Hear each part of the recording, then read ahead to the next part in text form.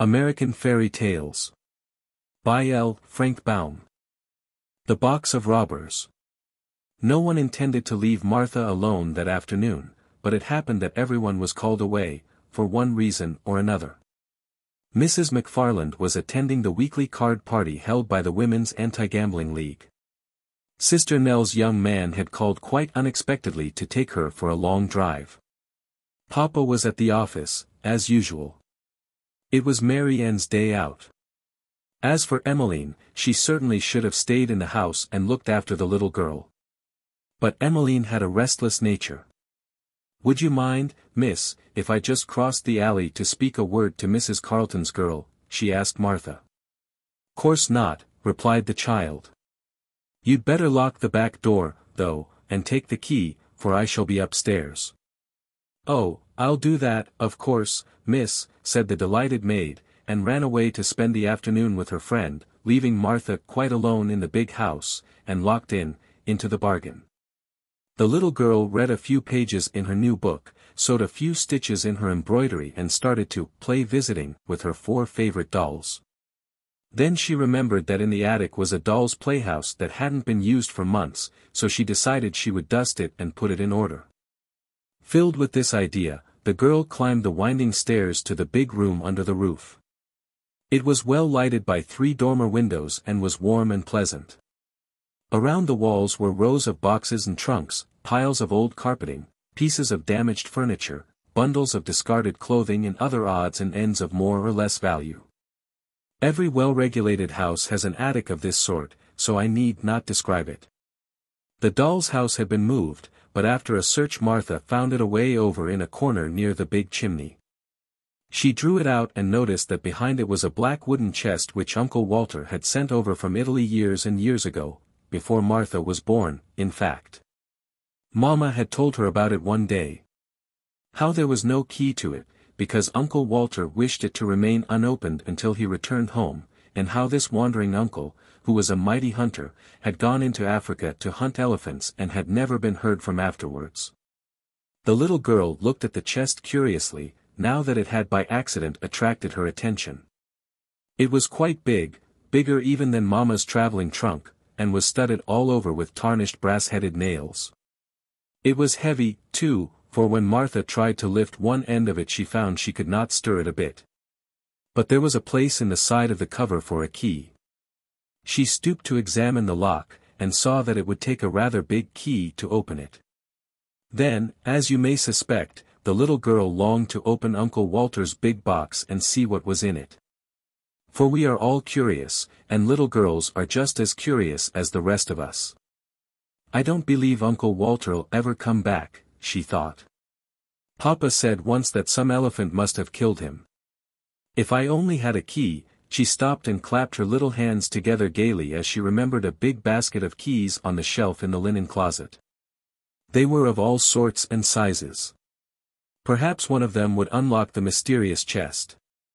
She flew down the stairs, found the basket and returned with it to the attic. Then she sat down before the brass-studded box and began trying one key after another in the curious old lock. Some were too large, but most were too small. One would go into the lock but would not turn, another stuck so fast that she feared for a time that she would never get it out again. But at last, when the basket was almost empty, an oddly shaped, ancient brass key slipped easily into the lock. With a cry of joy Martha turned the key with both hands. Then she heard a sharp click, and the next moment the heavy lid flew up of its own accord. The little girl leaned over the edge of the chest an instant, and the sight that met her eyes caused her to start back in amazement. Slowly and carefully a man unpacked himself from the chest, stepped out upon the floor, stretched his limbs and then took off his hat and bowed politely to the astonished child. He was tall and thin and his face seemed badly tanned or sunburnt. Then another man emerged from the chest, yawning and rubbing his eyes like a sleepy schoolboy. He was of middle size and his skin seemed as badly tanned as that of the first. While Martha stared open-mouthed at the remarkable sight, a third man crawled from the chest. He had the same complexion as his fellows, but was short and fat. All 3 were dressed in a curious manner. They wore short jackets of red velvet braided with gold, and knee breeches of sky blue satin with silver buttons. Over their stockings were laced wide ribbons of red and yellow and blue, while their hats had broad brims with high, peaked crowns, from which fluttered yards of bright-colored ribbons. They had big gold rings in their ears and rows of knives and pistols in their belts. Their eyes were black and glittering, and they wore long, fierce mustaches, curling at the ends like a pig's tail. "My! But you were heavy," exclaimed the fat one, when he had pulled down his velvet jacket and brushed the dust from his sky-blue breeches. "And you squeezed me all out of shape." "It was unavoidable, Luigi," responded the thin man, lightly. "The lid of the chest pressed me down upon you. Yet I tender you my regrets." "As for me," said the middle-sized man, carelessly rolling a cigarette and lighting it, "you must acknowledge I have been your nearest friend for years. So do not be disagreeable."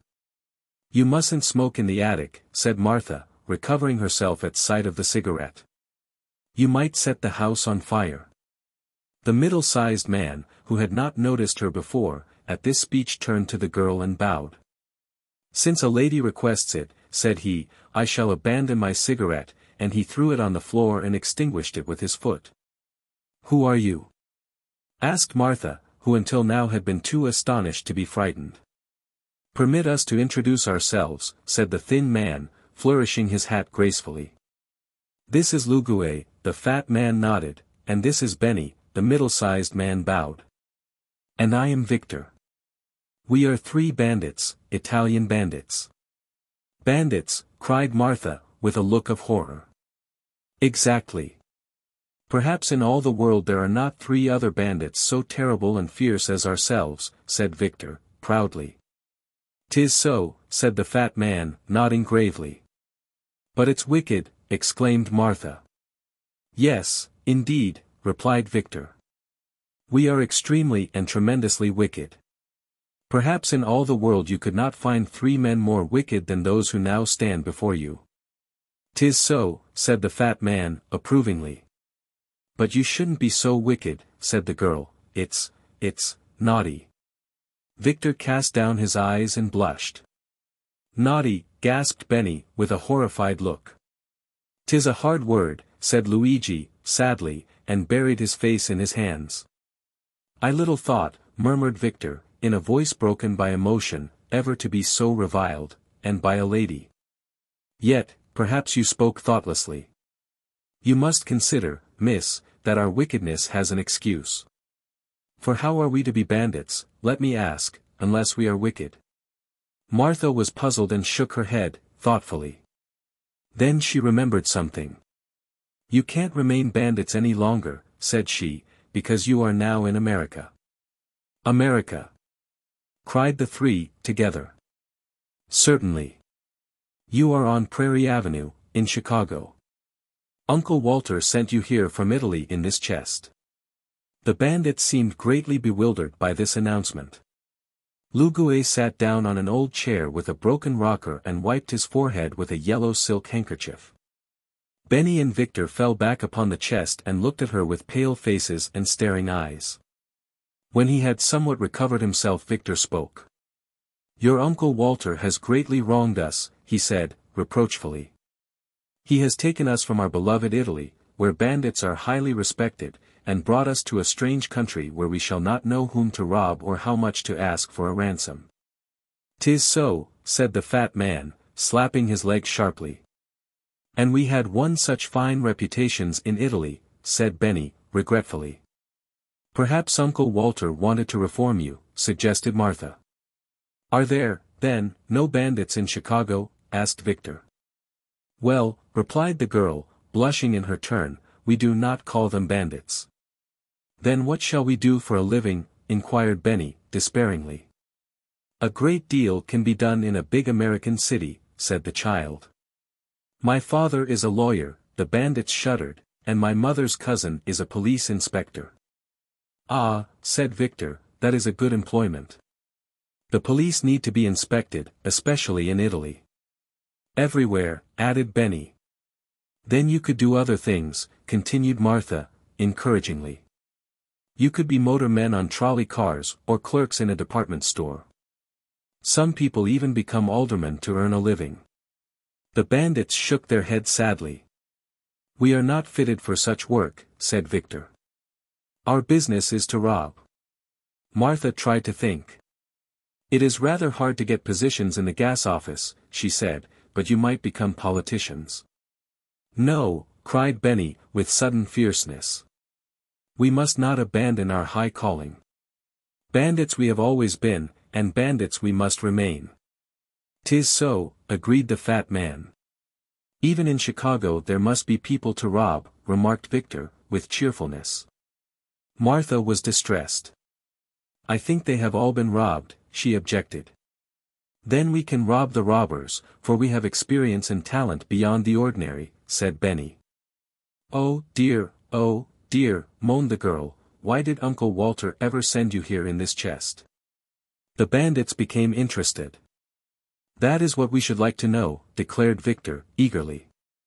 But no one will ever know, for Uncle Walter was lost while hunting elephants in Africa, she continued, with conviction. Then we must accept our fate and rob to the best of our ability, said Victor. So long as we are faithful to our beloved profession we need not be ashamed. 'Tis so, cried the fat man. Brothers, we will begin now. Let us rob the house we are in. Good, shouted the others and sprang to their feet. Benny turned threateningly upon the child. Remain here, he commanded. If you stir one step your blood will be on your own head. Then he added, in a gentler voice, don't be afraid, that's the way all bandits talk to their captives. But of course we wouldn't hurt a young lady under any circumstances. Of course not, said Victor. The fat man drew a big knife from his belt and flourished it about his head. Sblood, he ejaculated, fiercely. Sbananas, cried Benny, in a terrible voice. Confusion to our foes, hissed Victor. And then the three bent themselves nearly double and crept stealthily down the stairway with cocked pistols in their hands and glittering knives between their teeth, leaving Martha trembling with fear and too horrified to even cry for help. How long she remained alone in the attic she never knew, but finally she heard the cat-like tread of the returning bandits and saw them coming up the stairs in single file. All bore heavy loads of plunder in their arms, and Lugue was balancing a mince pie on the top of a pile of her mother's best evening dresses. Victor came next with an armful of bric-a-brac, a brass candelabra and the parlor clock. Benny had the family Bible, the basket of silverware from the sideboard, a copper kettle and Papa's fur overcoat. Oh, joy, said Victor, putting down his load, it is pleasant to rob once more. Oh, ecstasy, said Benny. But he let the kettle drop on his toe and immediately began dancing around in anguish, while he muttered queer words in the Italian language. We have much wealth, continued Victor, holding the mince pie while Lugue added his spoils to the heap. And all from one house. This America must be a rich place.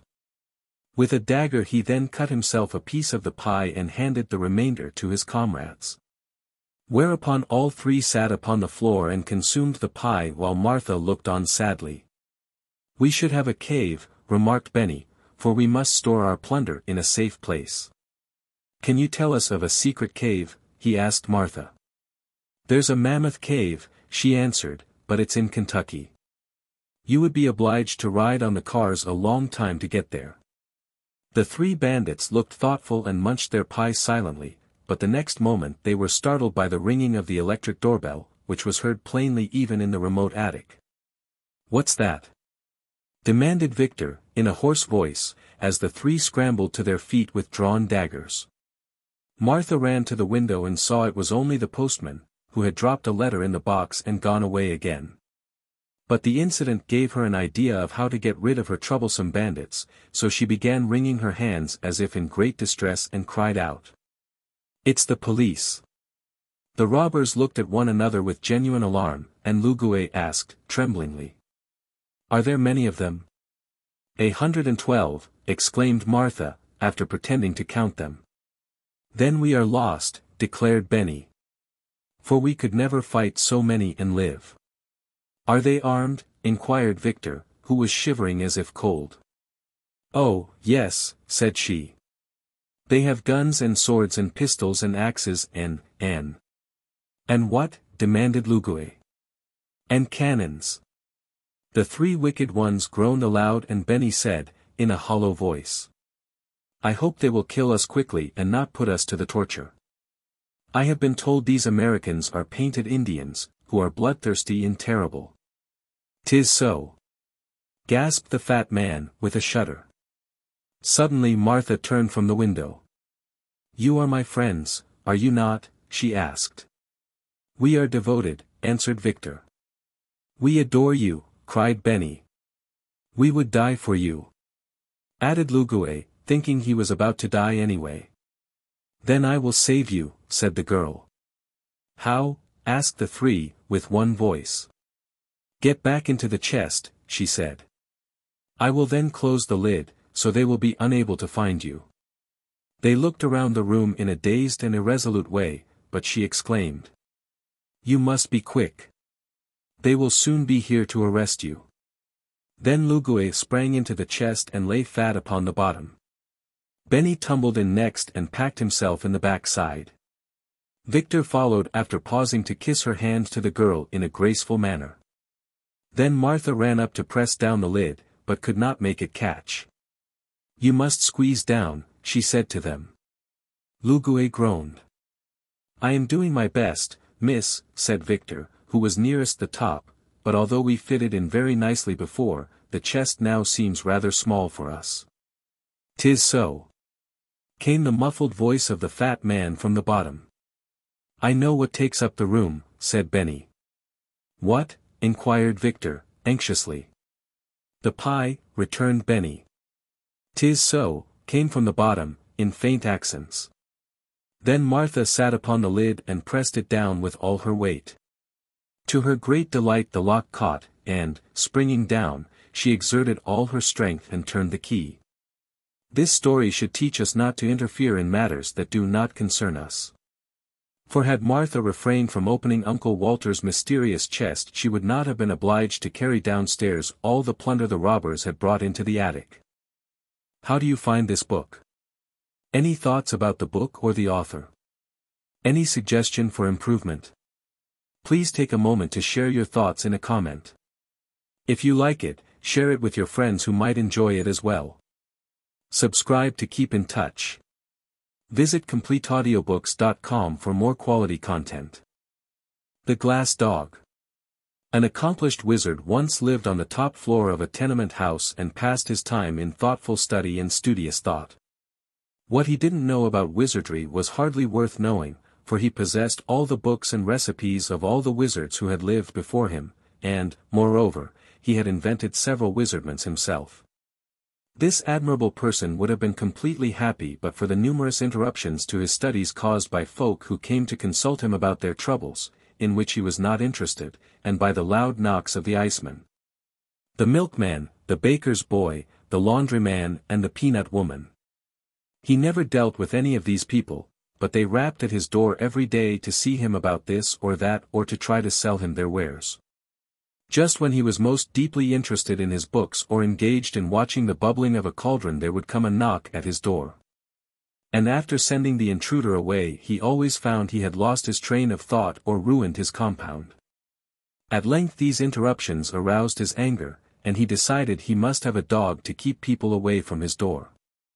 He didn't know where to find a dog, but in the next room lived a poor glassblower with whom he had a slight acquaintance. So he went into the man's apartment and asked, "Where can I find a dog?" "What sort of a dog?" inquired the glassblower. "A good dog. One that will bark at people and drive them away. One that will be no trouble to keep and won't expect to be fed. One that has no fleas and is neat in his habits. One that will obey me when I speak to him. In short, a good dog," said the wizard. "Such a dog is hard to find," returned the glassblower, who was busy making a blue glass flower pot with a pink glass rosebush in it, having green glass leaves and yellow glass roses. The wizard watched him thoughtfully. "Why cannot you blow me a dog out of glass?" he asked, presently. I can, declared the glassblower, but it would not bark at people, you know. Oh, I'll fix that easily enough, replied the other. If I could not make a glass dog bark I would be a mighty poor wizard. Very well, if you can use a glass dog I'll be pleased to blow one for you. Only, you must pay for my work. Certainly, agreed the wizard. But I have none of that horrid stuff you call money. You must take some of my wares in exchange. The glassblower considered the matter for a moment. Could you give me something to cure my rheumatism? He asked. Oh, yes, easily. Then it's a bargain. I'll start the dog at once. What color of glass shall I use? Pink is a pretty color, said the wizard, and it's unusual for a dog, isn't it? Very, answered the glassblower, but it shall be pink. So the wizard went back to his studies and the glassblower began to make the dog. Next morning he entered the wizard's room with the glass dog under his arm and set it carefully upon the table. It was a beautiful pink in color, with a fine coat of spun glass, and about its neck was twisted a blue glass ribbon. Its eyes were specks of black glass and sparkled intelligently, as do many of the glass eyes worn by men. The wizard expressed himself pleased with the glassblower's skill and at once handed him a small vial. This will cure your rheumatism, he said. But the vial is empty, protested the glassblower. Oh, no. There is one drop of liquid in it, was the wizard's reply. Will one drop cure my rheumatism? Inquired the glassblower, in wonder. Most certainly. That is a marvelous remedy. The one drop contained in the vial will cure instantly any kind of disease ever known to humanity. Therefore it is especially good for rheumatism. But guard it well, for it is the only drop of its kind in the world, and I've forgotten the recipe. Thank you, said the glassblower, and went back to his room. Then the wizard cast a wizzy spell and mumbled several very learned words in the wizardese language over the glass dog. Whereupon the little animal first wagged its tail from side to side, then winked his left eye knowingly, and at last began barking in a most frightful manner, that is, when you stopped to consider the noise came from a pink glass dog. There is something almost astonishing in the magic arts of wizards, unless, of course, you know how to do the things yourself, when you are not expected to be surprised at them. The wizard was as delighted as a school teacher at the success of his spell, although he was not astonished.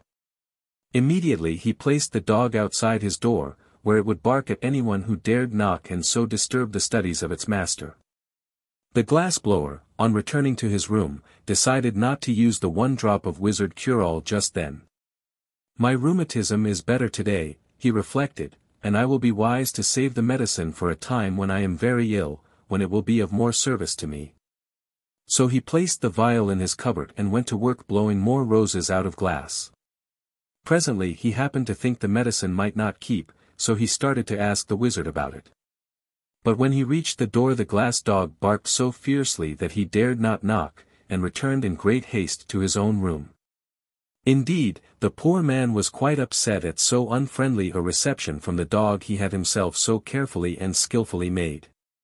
The next morning, as he read his newspaper, he noticed an article stating that the beautiful Miss Midas, the richest young lady in town, was very ill, and the doctors had given up hope of her recovery. The glassblower, although miserably poor, hard-working and homely of feature, was a man of ideas. He suddenly recollected his precious medicine, and determined to use it to better advantage than relieving his own ills. He dressed himself in his best clothes, brushed his hair and combed his whiskers, washed his hands and tied his necktie, blackened his hose and sponged his vest, and then put the vial of magic cure-all in his pocket. Next he locked his door, went downstairs and walked through the streets to the grand mansion where the wealthy Miss Midas resided. The butler opened the door and said, "No soap, no chromos, no vegetables, no hair oil, no books, no baking powder. My young lady is dying and we're well supplied for the funeral." The glassblower was grieved at being taken for a peddler. "My friend," he began, proudly, but the butler interrupted him, saying, "No tombstones, either. There's a family graveyard and the monuments built. The graveyard won't be needed if you will permit me to speak, said the glassblower. No doctors, sir. They've given up my young lady, and she's given up the doctors, continued the butler, calmly. I'm no doctor, returned the glassblower. Nor are the others. But what is your errand? I called to cure your young lady by means of a magical compound. Step in, please, and take a seat in the hall. I'll speak to the housekeeper, said the butler, more politely. So he spoke to the housekeeper, and the housekeeper mentioned the matter to the steward, and the steward consulted the chef, and the chef kissed the lady's maid and sent her to see the stranger. Thus are the very wealthy hedged around with ceremony, even when dying. When the lady's maid heard from the glassblower that he had a medicine which would cure her mistress, she said, I'm glad you came. But, said he, if I restore your mistress to health she must marry me. I'll make inquiries and see if she's willing, answered the maid, and went at once to consult Miss Midas. The young lady did not hesitate an instant.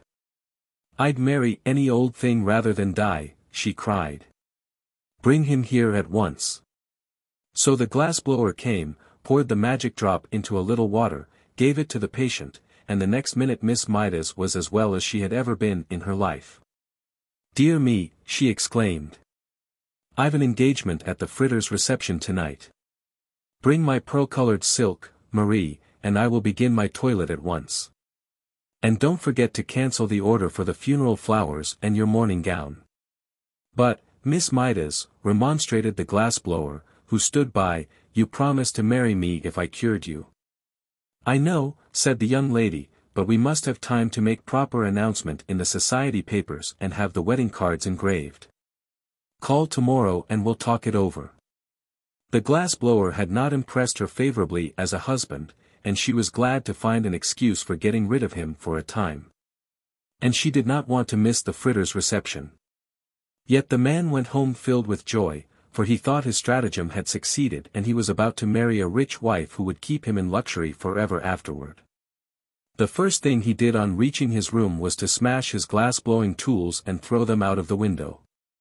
He then sat down to figure out ways of spending his wife's money.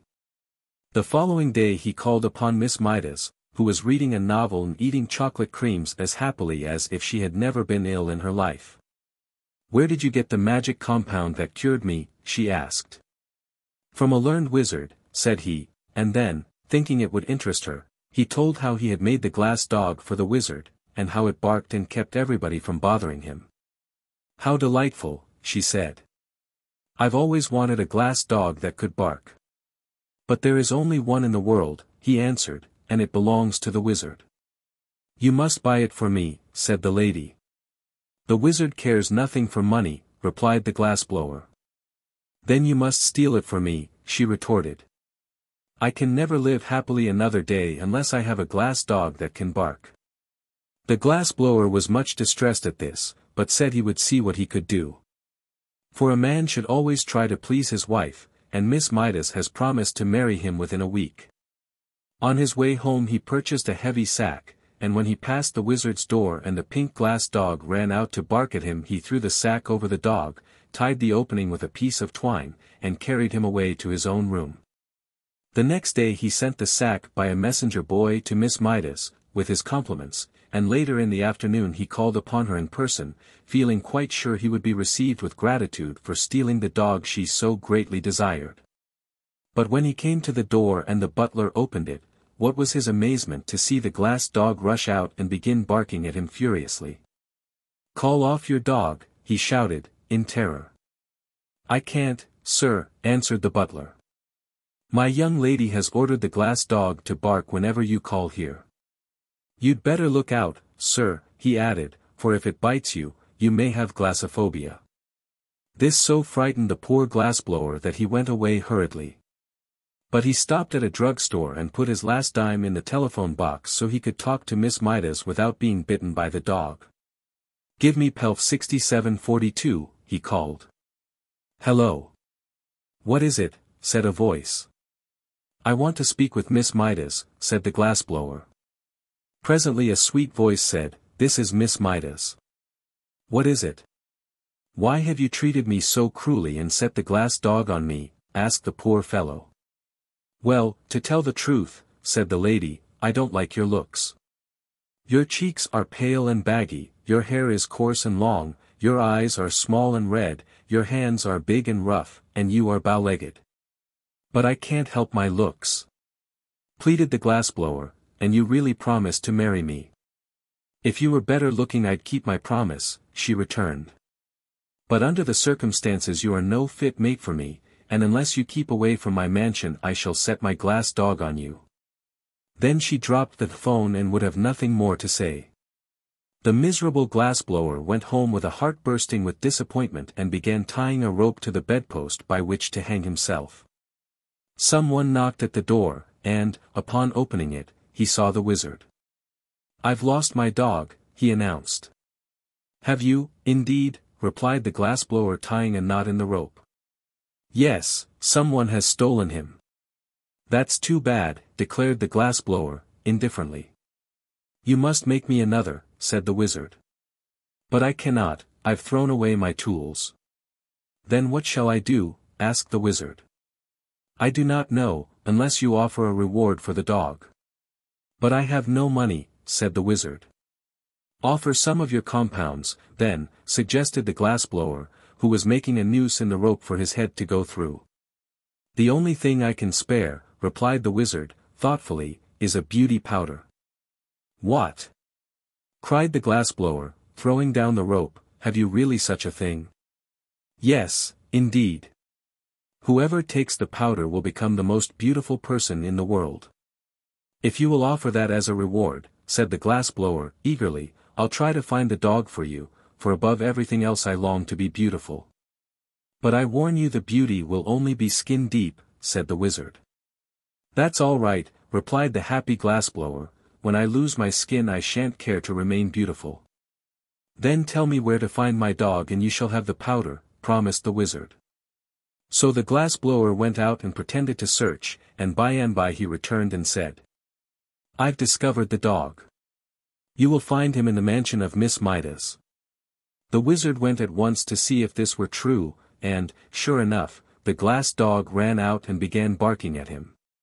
Then the wizard spread out his hands and chanted a magic spell which sent the dog fast asleep, when he picked him up and carried him to his own room on the top floor of the tenement house. Afterward he carried the beauty powder to the glassblower as a reward, and the fellow immediately swallowed it and became the most beautiful man in the world. The next time he called upon Miss Midas there was no dog to bark at him, and when the young lady saw him she fell in love with his beauty at once. "If only you were a count or a prince," she sighed, "I'd willingly marry you." "But I am a prince," he answered, "the prince of dog-blowers."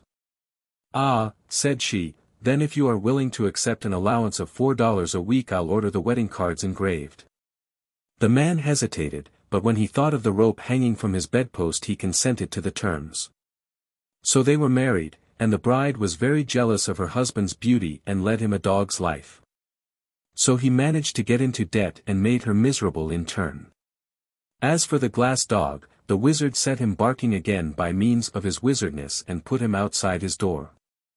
I suppose he is there yet, and am rather sorry, for I should like to consult the wizard about the moral to this story. The Queen of Quok. A king once died, as kings are apt to do, being as liable to shortness of breath as other mortals. It was high time this king abandoned his earth life, for he had lived in a sadly extravagant manner, and his subjects could spare him without the slightest inconvenience. His father had left him a full treasury, both money and jewels being in abundance. But the foolish king just deceased had squandered every penny in riotous living.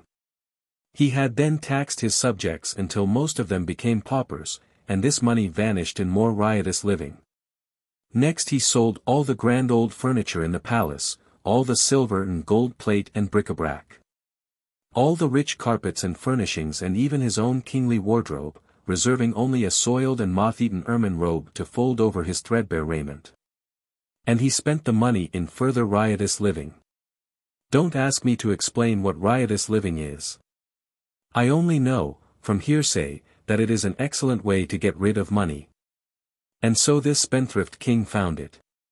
He now picked all the magnificent jewels from this kingly crown and from the round ball on the top of his scepter, and sold them and spent the money. Riotous living, of course. But at last he was at the end of his resources. He couldn't sell the crown itself, because no one but the king had the right to wear it. Neither could he sell the royal palace, because only the king had the right to live there.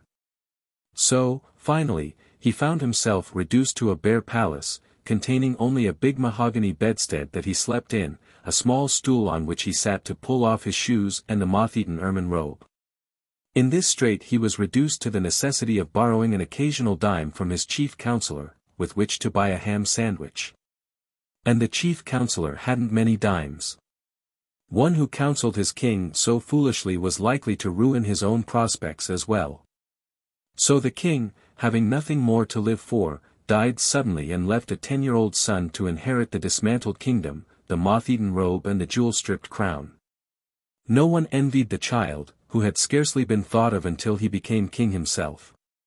Then he was recognized as a personage of some importance, and the politicians and hangers-on, headed by the chief counselor of the kingdom, held a meeting to determine what could be done for him. These folk had helped the old king to live riotously while his money lasted, and now they were poor and too proud to work. So they tried to think of a plan that would bring more money into the little king's treasury, where it would be handy for them to help themselves.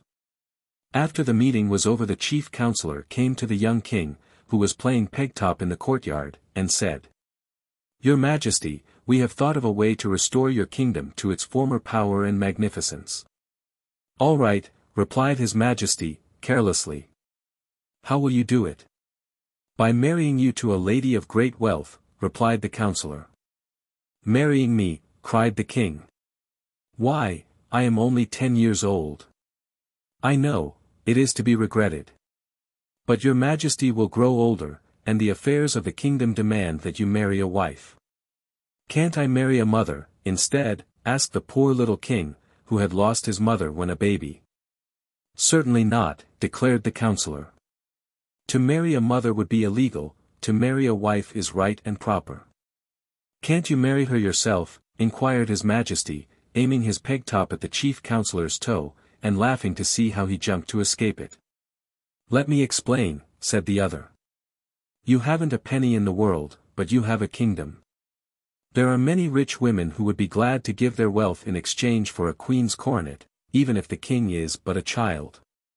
So we have decided to advertise that the one who bids the highest shall become the Queen of Quok." "If I must marry at all," said the king, after a moment's thought, "I prefer to marry Nyana, the armorer's daughter." "She is too poor," replied the counselor. "Her teeth are pearls, her eyes are amethysts, and her hair is gold," declared the little king. "True, your Majesty. But consider that your wife's wealth must be used. How would Nyana look after you have pulled her teeth of pearls, plucked out her amethyst eyes and shaved her golden head?" The boy shuddered. "Have your own way," he said, despairingly. "Only let the lady be as dainty as possible and a good playfellow." "We shall do our best," returned the chief counselor, and went away to advertise throughout the neighboring kingdoms for a wife for the boy King of Quok. There were so many applicants for the privilege of marrying the little king that it was decided to put him up at auction, in order that the largest possible sum of money should be brought into the kingdom. So, on the day appointed, the ladies gathered at the palace from all the surrounding kingdoms, from Bilkon, Mulgravia, Junkum and even as far away as the Republic of Macvelt. The chief counselor came to the palace early in the morning and had the king's face washed and his hair combed, and then he padded the inside of the crown with old newspapers to make it small enough to fit His Majesty's head. It was a sorry-looking crown, having many big and little holes in it where the jewels had once been, and it had been neglected and knocked around until it was quite battered and tarnished. Yet, as the counselor said, it was the king's crown, and it was quite proper he should wear it on the solemn occasion of his auction. Like all boys, be they kings or paupers, His Majesty had torn and soiled his one suit of clothes, so that they were hardly presentable, and there was no money to buy new ones. Therefore the counselor wound the old ermine robe around the king and sat him upon the stool in the middle of the otherwise empty audience chamber. And around him stood all the courtiers and politicians and hangers-on of the kingdom, consisting of such people as were too proud or lazy to work for a living. There was a great number of them, you may be sure, and they made an imposing appearance. Then the doors of the audience chamber were thrown open, and the wealthy ladies who aspired to being Queen of Quok came trooping in. The king looked them over with much anxiety, and decided they were each and all old enough to be his grandmother, and ugly enough to scare away the crows from the royal cornfields. After which he lost interest in them. But the rich ladies never looked at the poor little king squatting upon his stool. They gathered at once about the chief counselor, who acted as auctioneer. "How much am I offered for the coronet of the Queen of Quok?" asked the counselor, in a loud voice. "Where is the coronet?" inquired a fussy old lady who had just buried her 9th husband and was worth several millions. "There isn't any coronet at present," explained the chief counselor, "but whoever bids highest will have the right to wear one, and she can then buy it." "Oh," said the fussy old lady, "I see." Then she added, "I'll bid $14. $14,000, cried a sour-looking woman who was thin and tall and had wrinkles all over her skin, like a frosted apple, the king thought. The bidding now became fast and furious, and the poverty-stricken courtiers brightened up as the sum began to mount into the millions. "He'll bring us a very pretty fortune, after all," whispered one to his comrade, "and then we shall have the pleasure of helping him spend it." The king began to be anxious. All the women who looked at all kind-hearted or pleasant had stopped bidding for lack of money, and the slender old dame with the wrinkles seemed determined to get the coronet at any price, and with it the boy husband. This ancient creature finally became so excited that her wig got crosswise of her head and her false teeth kept slipping out, which horrified the little king greatly, but she would not give up. At last the chief counselor ended the auction by crying out, "Sold to Mary and Brodzinsky de la Porcas for $3,900,624.16. And the sour-looking old woman paid the money in cash and on the spot, which proves this is a fairy story. The king was so disturbed at the thought that he must marry this hideous creature that he began to wail and weep. Whereupon the woman boxed his ears soundly. But the counselor reproved her for punishing her future husband in public, saying, "You are not married yet. Wait until tomorrow, after the wedding takes place. Then you can abuse him as much as you wish. But at present we prefer to have people think this is a love match." The poor king slept but little that night, so filled was he with terror of his future wife. Nor could he get the idea out of his head that he preferred to marry the armorer's daughter, who was about his own age. He tossed and tumbled around upon his hard bed until the moonlight came in at the window and lay like a great white sheet upon the bare floor.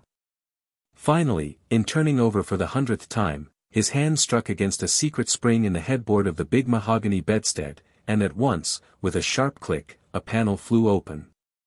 The noise caused the king to look up, and, seeing the open panel, he stood upon tiptoe, and, reaching within, drew out a folded paper. It had several leaves fastened together like a book, and upon the first page was written, "When the king is in trouble, this leaf he must double, and set it on fire, to obtain his desire." This was not very good poetry, but when the king had spelled it out in the moonlight he was filled with joy. "There's no doubt about my being in trouble," he exclaimed, "so I'll burn it at once, and see what happens." He tore off the leaf and put the rest of the book in its secret hiding place. Then, folding the paper double, he placed it on the top of his stool, lighted a match and set fire to it. It made a horrid smudge for so small a paper, and the king sat on the edge of the bed and watched it eagerly. When the smoke cleared away he was surprised to see, sitting upon the stool, a round little man, who, with folded arms and crossed legs, sat calmly facing the king and smoking a black briar-wood pipe. "Well, here I am," said he. "So I see," replied the little king. "But how did you get here?" "Didn't you burn the paper?" demanded the round man, by way of answer. "Yes, I did," acknowledged the king. "Then you are in trouble, and I've come to help you out of it. I'm the slave of the royal bedstead." "Oh," said the king. I didn't know there was one.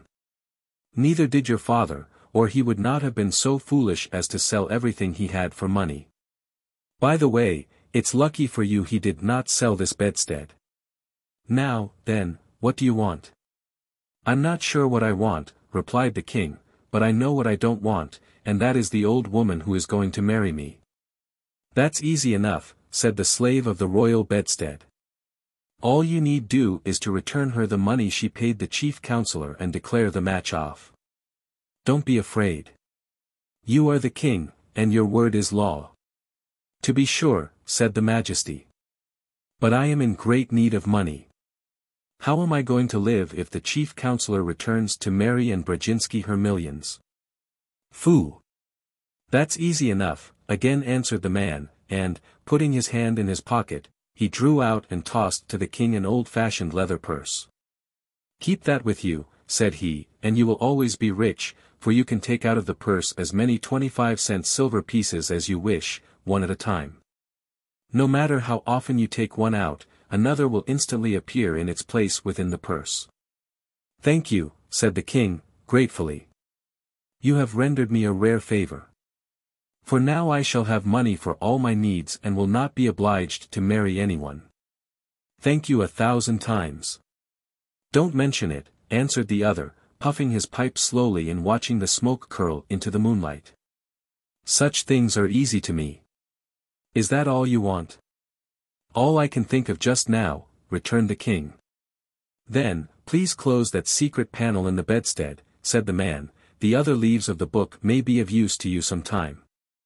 The boy stood upon the bed as before and, reaching up, closed the opening so that no one else could discover it. Then he turned to face his visitor, but the slave of the royal bedstead had disappeared. I expected that, said his majesty.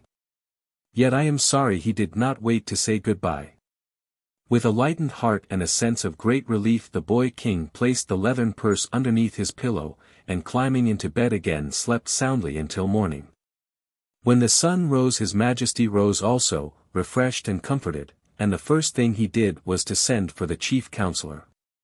That mighty personage arrived looking glum and unhappy, but the boy was too full of his own good fortune to notice it.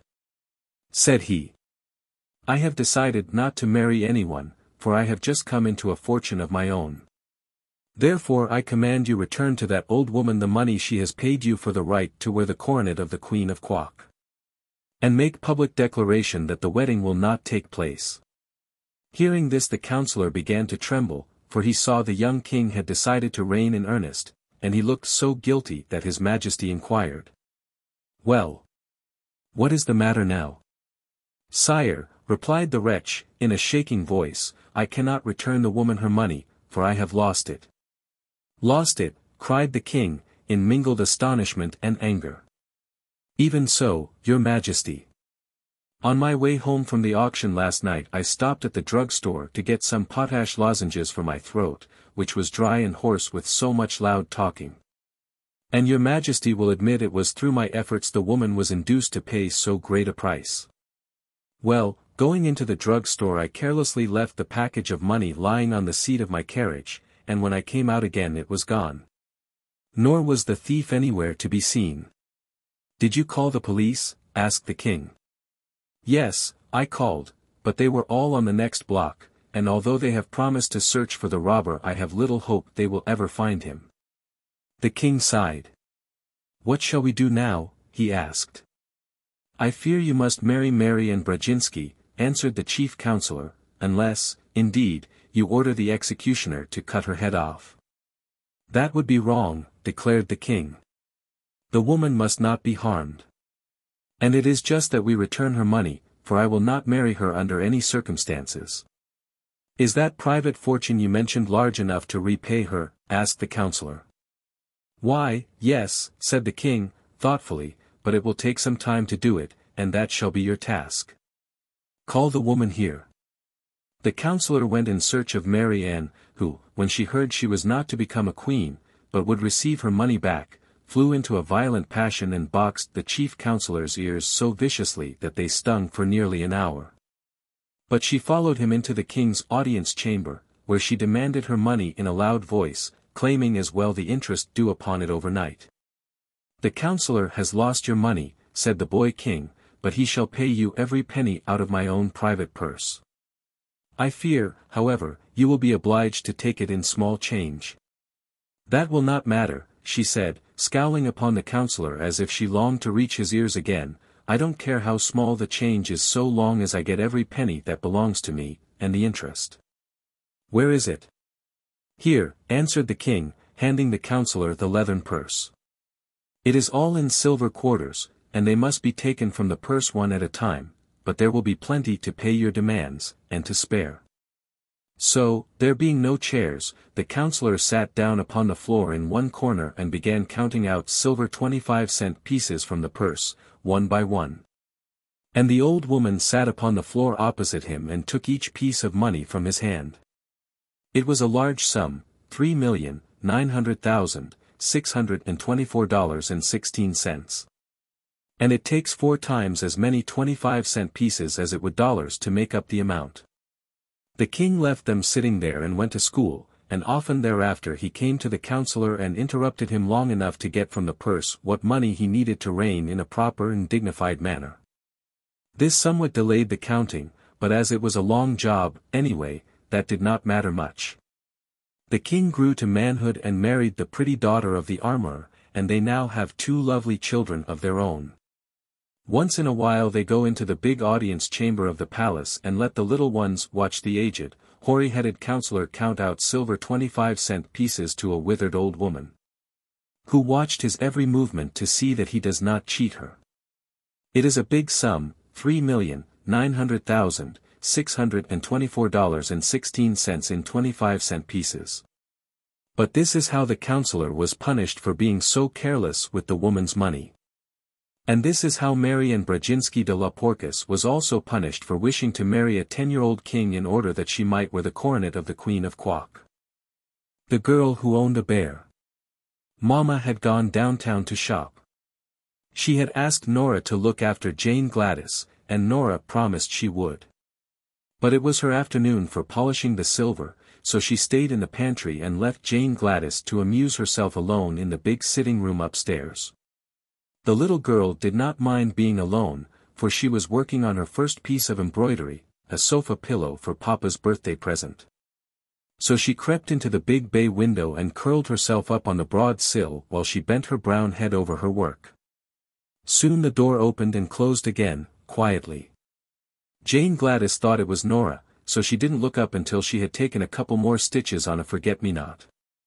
Then she raised her eyes and was astonished to find a strange man in the middle of the room, who regarded her earnestly.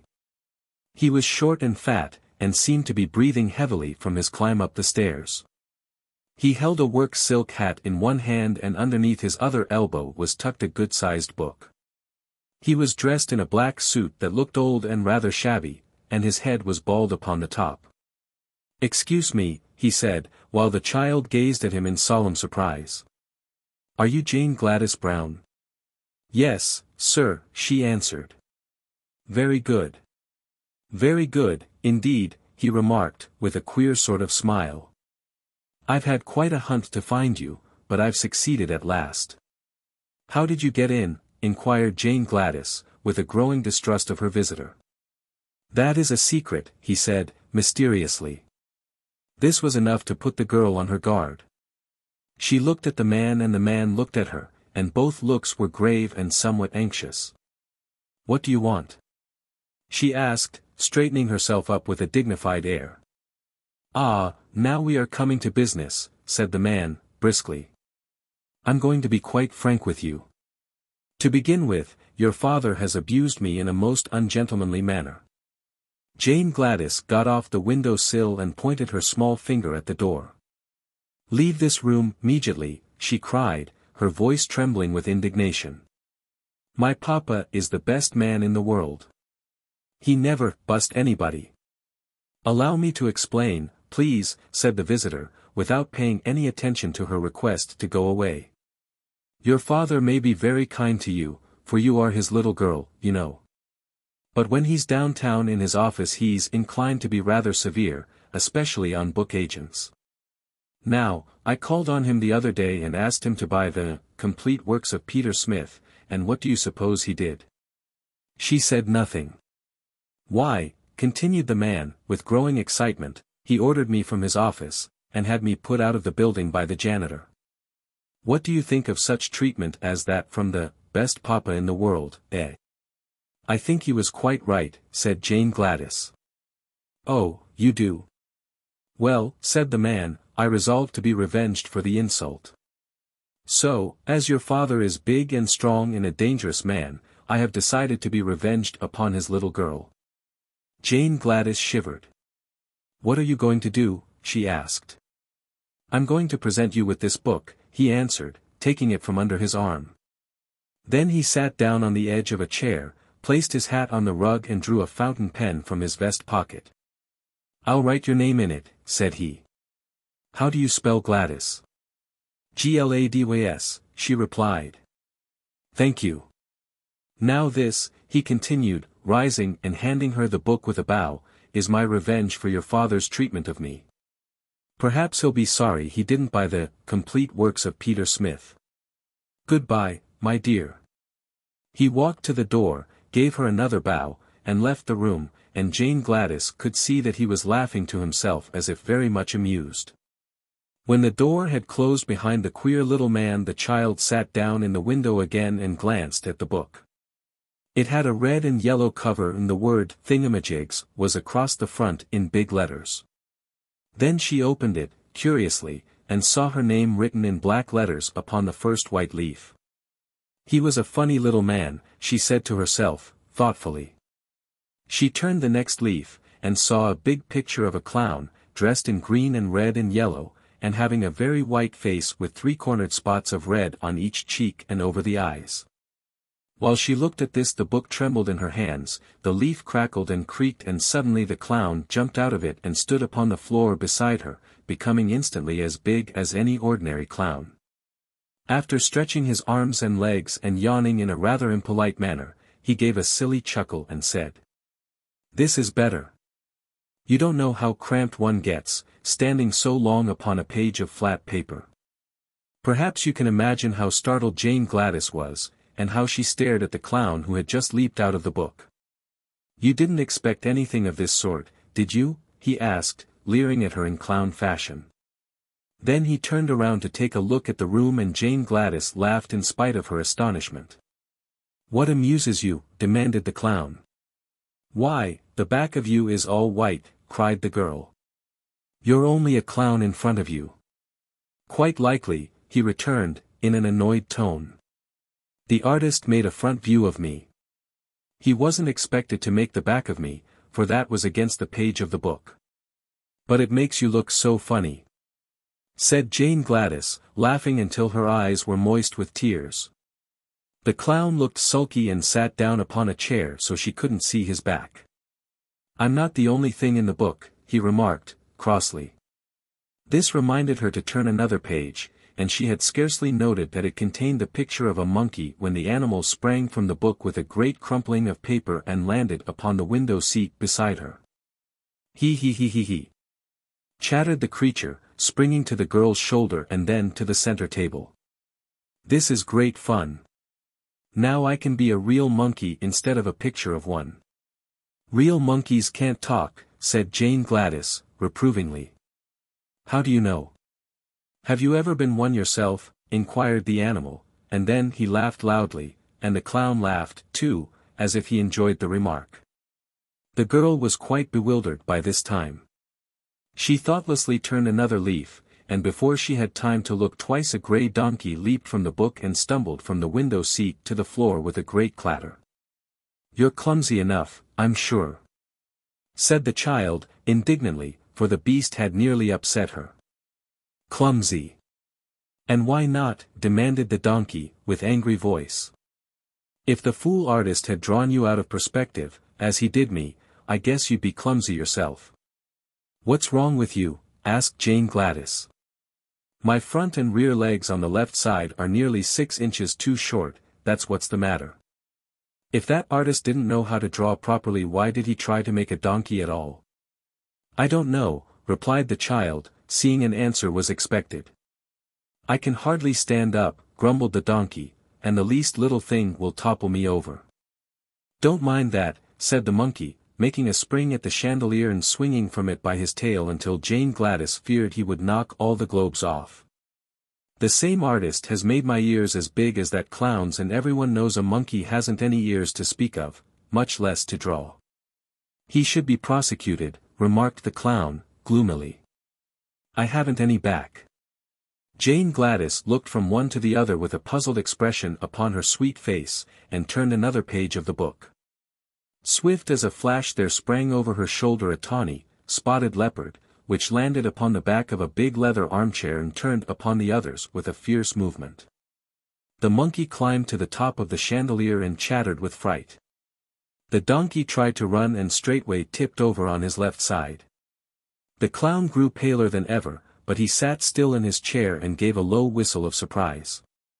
The leopard crouched upon the back of the chair, lashed his tail from side to side and glared at all of them, by turns, including Jane Gladys. "Which of us are you going to attack first?" asked the donkey, trying hard to get upon his feet again.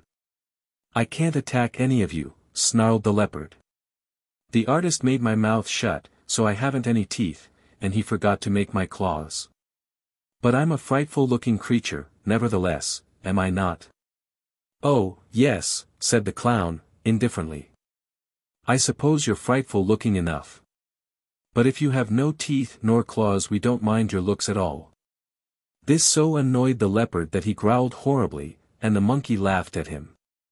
Just then the book slipped from the girl's lap, and as she made a movement to catch it one of the pages near the back opened wide. She caught a glimpse of a fierce grizzly bear looking at her from the page, and quickly threw the book from her.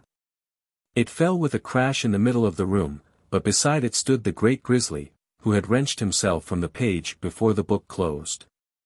"Now," cried the leopard from his perch, "you'd better look out for yourselves. You can't laugh at him as you did at me. The bear has both claws and teeth." "Indeed I have," said the bear, in a low, deep, growling voice. "And I know how to use them, too. If you read in that book you'll find I'm described as a horrible, cruel and remorseless grizzly, whose only business in life is to eat up little girls, shoes, dresses, ribbons and all. And then, the author says, I smack my lips and glory in my wickedness." "That's awful," said the donkey, sitting upon his haunches and shaking his head sadly. "What do you suppose possessed the author to make you so hungry for girls? Do you eat animals, also?" "The author does not mention my eating anything but little girls," replied the bear. "Very good," remarked the clown, drawing a long breath of relief. "You may begin eating Jane Gladys as soon as you wish. She laughed because I had no back. And she laughed because my legs are out of perspective," brayed the donkey. "But you also deserve to be eaten," screamed the leopard from the back of the leather chair. "For you laughed and poked fun at me because I had no claws nor teeth.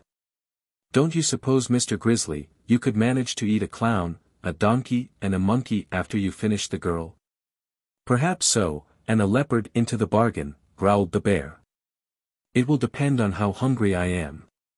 But I must begin on the little girl first, because the author says I prefer girls to anything." Jane Gladys was much frightened on hearing this conversation, and she began to realize what the man meant when he said he gave her the book to be revenged. Surely Papa would be sorry he hadn't bought the complete works of Peter Smith, when he came home and found his little girl eaten up by a grizzly bear, shoes, dress, ribbons and all. The bear stood up and balanced himself on his rear legs. "This is the way I look in the book," he said. "Now watch me eat the little girl." He advanced slowly toward Jane Gladys, and the monkey, the leopard, the donkey and the clown all stood around in a circle and watched the bear with much interest. But before the grizzly reached her the child had a sudden thought, and cried out. "Stop! You mustn't eat me. It would be wrong." "Why?" asked the bear, in surprise.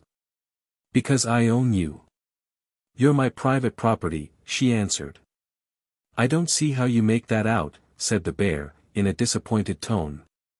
Why, the book was given to me, my name's on the front leaf. And you belong, by rights, in the book. So you mustn't dare to eat your owner. The grizzly hesitated.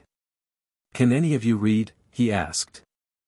I can, said the clown. Then see if she speaks the truth. Is her name really in the book? The clown picked it up and looked at the name. It is, said he. Jane Gladys Brown. And written quite plainly in big letters. The bear sighed. Then, of course, I can't eat her, he decided. That author is as disappointing as most authors are. But he's not as bad as the artist, exclaimed the donkey, who was still trying to stand up straight. The fault lies with yourselves, said Jane Gladys, severely. Why didn't you stay in the book, where you were put? The animals looked at each other in a foolish way, and the clown blushed under his white paint. Really, began the bear, and then he stopped short. The doorbell rang loudly. It's Mama, cried Jane Gladys, springing to her feet. She's come home at last. Now, you stupid creatures. But she was interrupted by them all making a rush for the book. There was a swish and a whir and a rustling of leaves, and an instant later the book lay upon the floor looking just like any other book, while Jane Gladys' strange companions had all disappeared. This story should teach us to think quickly and clearly upon all occasions, for had Jane Gladys not remembered that she owned the bear he probably would have eaten her before the bell rang. The Enchanted Types. One time a Nook became tired of his beautiful life and longed for something new to do. The Nooks have more wonderful powers than any other immortal folk, except, perhaps, the fairies and Ryls. So one would suppose that a Nook who might gain anything he desired by a simple wish could not be otherwise than happy and contented. But such was not the case with Popopo, the Nook we are speaking of. He had lived thousands of years, and had enjoyed all the wonders he could think of. Yet life had become as tedious to him now as it might be to one who was unable to gratify a single wish. Finally, by chance, Popopo thought of the earth people who dwell in cities, and so he resolved to visit them and see how they lived. This would surely be fine amusement, and serve to pass away many wearisome hours. Therefore one morning, after a breakfast so dainty that you could scarcely imagine it, Popopo set out for the earth and at once was in the midst of a big city. His own dwelling was so quiet and peaceful that the roaring noise of the town startled him. His nerves were so shocked that before he had looked around 3 minutes he decided to give up the adventure, and instantly returned home. This satisfied for a time his desire to visit the earth cities, but soon the monotony of his existence again made him restless and gave him another thought. At night the people slept and the cities would be quiet. He would visit them at night. So at the proper time Popopo transported himself in a jiffy to a great city, where he began wandering about the streets. Everyone was in bed. No wagons rattled along the pavements, no throngs of busy men shouted and halloed. Even the policemen slumbered slyly and there happened to be no prowling thieves abroad. His nerves being soothed by the stillness, Popopo began to enjoy himself. He entered many of the houses and examined their rooms with much curiosity. Locks and bolts made no difference to a Nook, and he saw as well in darkness as in daylight. After a time he strolled into the business portion of the city. Stores are unknown among the immortals, who have no need of money or of barter and exchange, so Popopo was greatly interested by the novel sight of so many collections of goods and merchandise. During his wanderings he entered a millinery shop, and was surprised to see within a large glass case a great number of women's hats, each bearing in one position or another a stuffed bird. Indeed, some of the most elaborate hats had 2 or 3 birds upon them. Now Nooks are the especial guardians of birds, and love them dearly. To see so many of his little friends shut up in a glass case annoyed and grieved Popopo, who had no idea they had purposely been placed upon the hats by the milliner. So he slid back one of the doors of the case, gave the little chirping whistle of the Nooks that all birds know well, and called. "Come, friends, the door is open, fly out." Popopo did not know the birds were stuffed. But, stuffed or not, every bird is bound to obey a Nook's whistle and a Nook's call. So they left the hats, flew out of the case and began fluttering about the room. "Poor dears," said the kind-hearted Nook, "you long to be in the fields and forests again." Then he opened the outer door for them and cried, "Off with you. Fly away, my beauties, and be happy again." The astonished birds at once obeyed, and when they had soared away into the night air the Nook closed the door and continued his wandering through the streets. By dawn he saw many interesting sights, but day broke before he had finished the city, and he resolved to come the next evening a few hours earlier. As soon as it was dark the following day he came again to the city and on passing the millinery shop noticed a light within. Entering he found two women, one of whom leaned her head upon the table and sobbed bitterly, while the other strove to comfort her. Of course Popopo was invisible to mortal eyes, so he stood by and listened to their conversation. "Cheer up, sister," said one. "Even though your pretty birds have all been stolen the hats themselves remain." "Alas," cried the other, who was the milliner, "no one will buy my hats partly trimmed, for the fashion is to wear birds upon them. And if I cannot sell my goods I shall be utterly ruined." Then she renewed her sobbing and the Nook stole away, feeling a little ashamed to realize that in his love for the birds he had unconsciously wronged one of the earth people and made her unhappy. This thought brought him back to the millinery shop later in the night, when the two women had gone home. He wanted, in some way, to replace the birds upon the hats, that the poor woman might be happy again. So he searched until he came upon a nearby cellar full of little gray mice, who lived quite undisturbed and gained a livelihood by gnawing through the walls into neighboring houses and stealing food from the pantries. "Here are just the creatures," thought Popopo, "to place upon the woman's hats. Their fur is almost as soft as the plumage of the birds, and it strikes me the mice are remarkably pretty and graceful animals. Moreover, they now pass their lives in stealing, and were they obliged to remain always upon women's hats their morals would be much improved." So he exercised a charm that drew all the mice from the cellar and placed them upon the hats in the glass case, where they occupied the places the birds had vacated and looked very becoming, at least, in the eyes of the unworldly Nook. To prevent their running about and leaving the hats Popopo rendered them motionless. And then he was so pleased with his work that he decided to remain in the shop and witness the delight of the milliner when she saw how daintily her hats were now trimmed. She came in the early morning, accompanied by her sister, and her face wore a sad and resigned expression. After sweeping and dusting the shop and drawing the blind she opened the glass case and took out a hat. But when she saw a tiny gray mouse nestling among the ribbons and laces she gave a loud shriek, and, dropping the hat, sprang with one bound to the top of the table. The sister, knowing the shriek to be one of fear, leaped upon a chair and exclaimed, "What is it? Oh! What is it?" "A mouse," gasped the milliner, trembling with terror.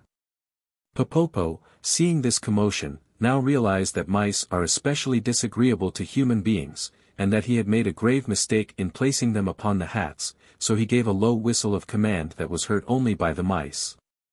Instantly they all jumped from the hats, dashed out the open door of the glass case and scampered away to their cellar. But this action so frightened the milliner and her sister that after giving several loud screams they fell upon their backs on the floor and fainted away. Popopo was a kind-hearted Nook, but on witnessing all this misery, caused by his own ignorance of the ways of humans, he straightway wished himself at home, and so left the poor women to recover as best they could. Yet he could not escape a sad feeling of responsibility, and after thinking upon the matter he decided that since he had caused the milliner's unhappiness by freeing the birds, he could set the matter right by restoring them to the glass case. He loved the birds, and disliked to condemn them to slavery again, but that seemed the only way to end the trouble. So he set off to find the birds. They had flown a long distance, but it was nothing to Popopo to reach them in a second, and he discovered them sitting upon the branches of a big chestnut tree and singing gaily. When they saw the Nook the birds cried, "Thank you, Popopo. Thank you for setting us free." "Do not thank me," returned the Nook, "for I have come to send you back to the millinery shop." "Why?" demanded a blue jay, angrily, while the others stopped their songs.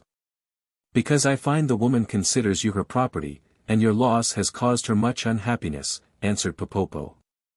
But remember how unhappy we were in her glass case, said a robin redbreast, gravely. And as for being her property, you are a Knook, and the natural guardian of all birds, so you know that nature created us free. To be sure, wicked men shot and stuffed us, and sold us to the milliner. But the idea of our being her property is nonsense. Popopo was puzzled.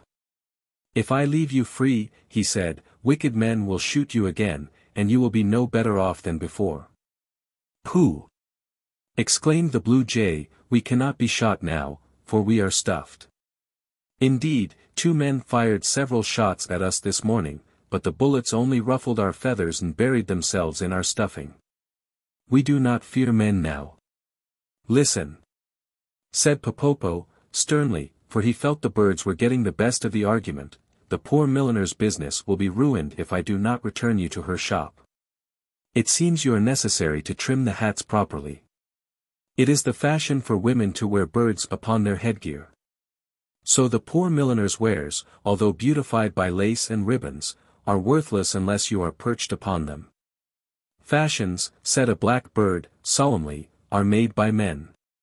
What law is there, among birds or Knooks, that requires us to be the slaves of fashion? What have we to do with fashions, anyway? Screamed a linnet. If it were the fashion to wear Knooks perched upon women's hats, would you be contented to stay there? Answer me, Popopo. But Popopo was in despair. He could not wrong the birds by sending them back to the milliner, nor did he wish the milliner to suffer by their loss. So he went home to think what could be done. After much meditation he decided to consult the king of the Knooks, and going at once to his majesty he told him the whole story. The king frowned. This should teach you the folly of interfering with earth people, he said.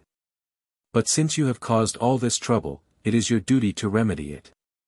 Our birds cannot be enslaved, that is certain, therefore you must have the fashions changed, so it will no longer be stylish for women to wear birds upon their hats.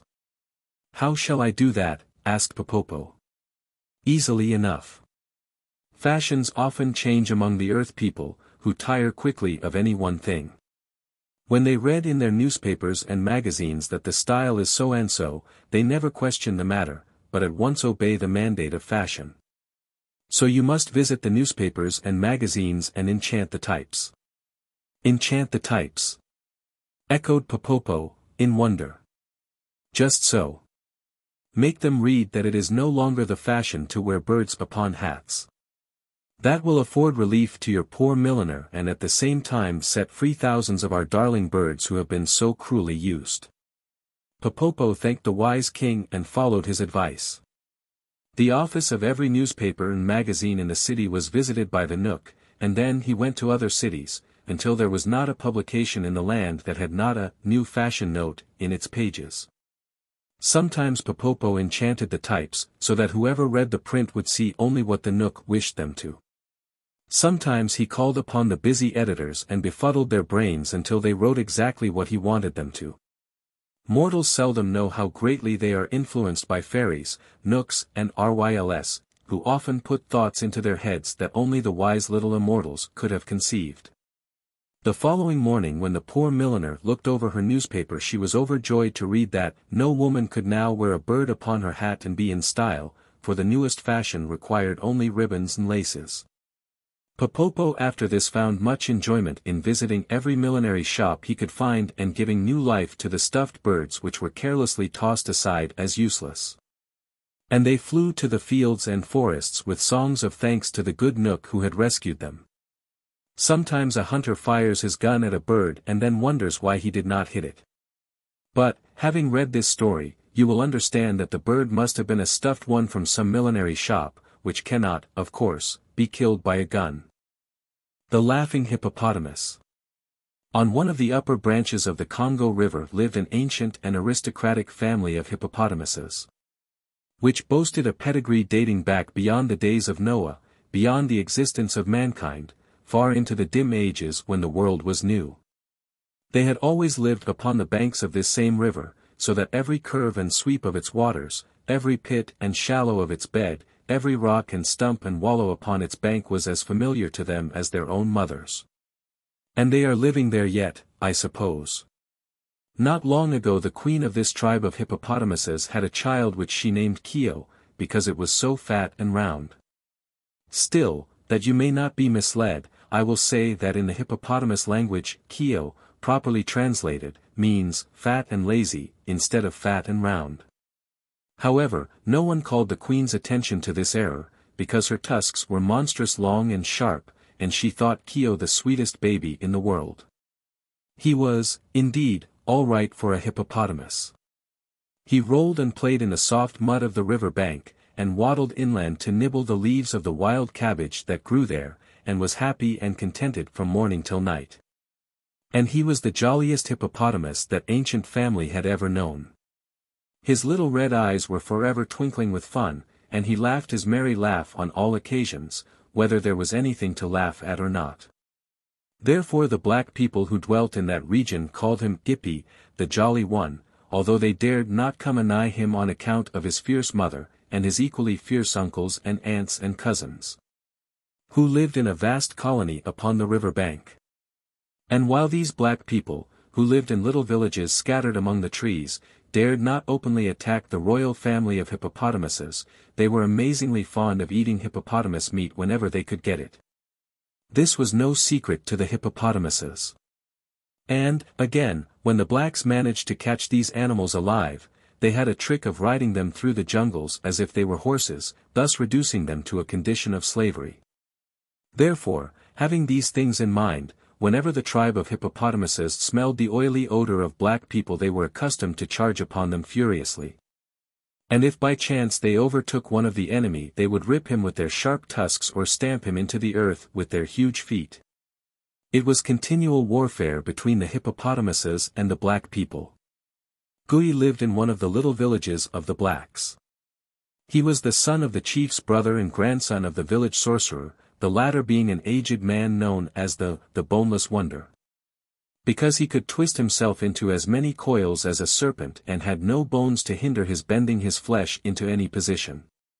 This made him walk in a wobbly fashion, but the black people had great respect for him. Gui's hut was made of branches of trees stuck together with mud, and his clothing consisted of a grass mat tied around his middle. But his relationship to the chief and the sorcerer gave him a certain dignity, and he was much addicted to solitary thought. Perhaps it was natural that these thoughts frequently turned upon his enemies, the hippopotamuses, and that he should consider many ways of capturing them. Finally he completed his plans, and set about digging a great pit in the ground, midway between two sharp curves of the river. When the pit was finished he covered it over with small branches of trees, and strewed earth upon them, smoothing the surface so artfully that no one would suspect there was a big hole underneath. Then Gui laughed softly to himself and went home to supper. That evening the queen said to Kio, who was growing to be a fine child for his age, "I wish you'd run across the bend and ask your uncle Nicky to come here. I have found a strange plant, and want him to tell me if it is good to eat." The Jolly One laughed heartily as he started upon his errand, for he felt as important as a boy does when he is sent for the first time to the corner grocery to buy a yeast cake. Guk was the way he laughed. And if you think a hippopotamus does not laugh this way you have but to listen to one and you will find I am right.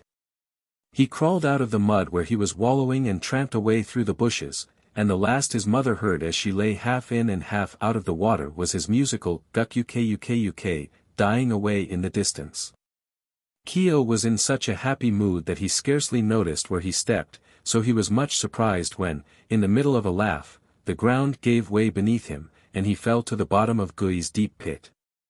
He was not badly hurt, but had bumped his nose severely as he went down, so he stopped laughing and began to think how he should get out again.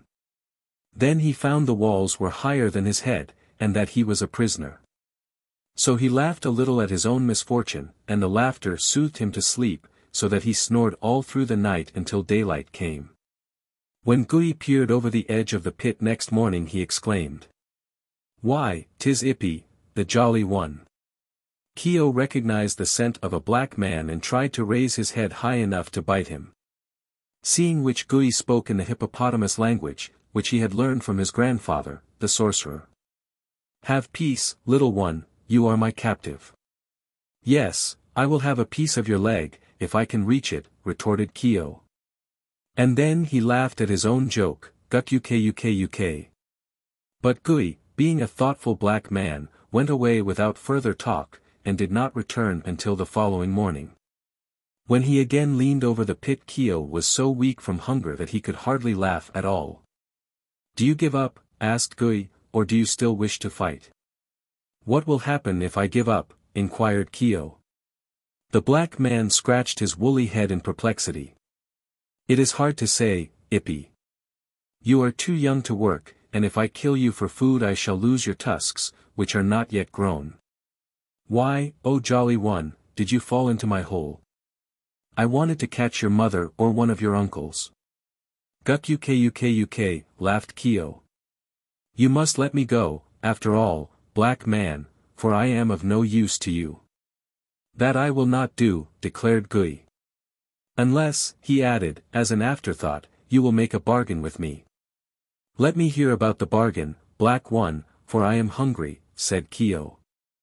"I will let you go if you swear by the tusks of your grandfather that you will return to me in a year and a day and become my prisoner again."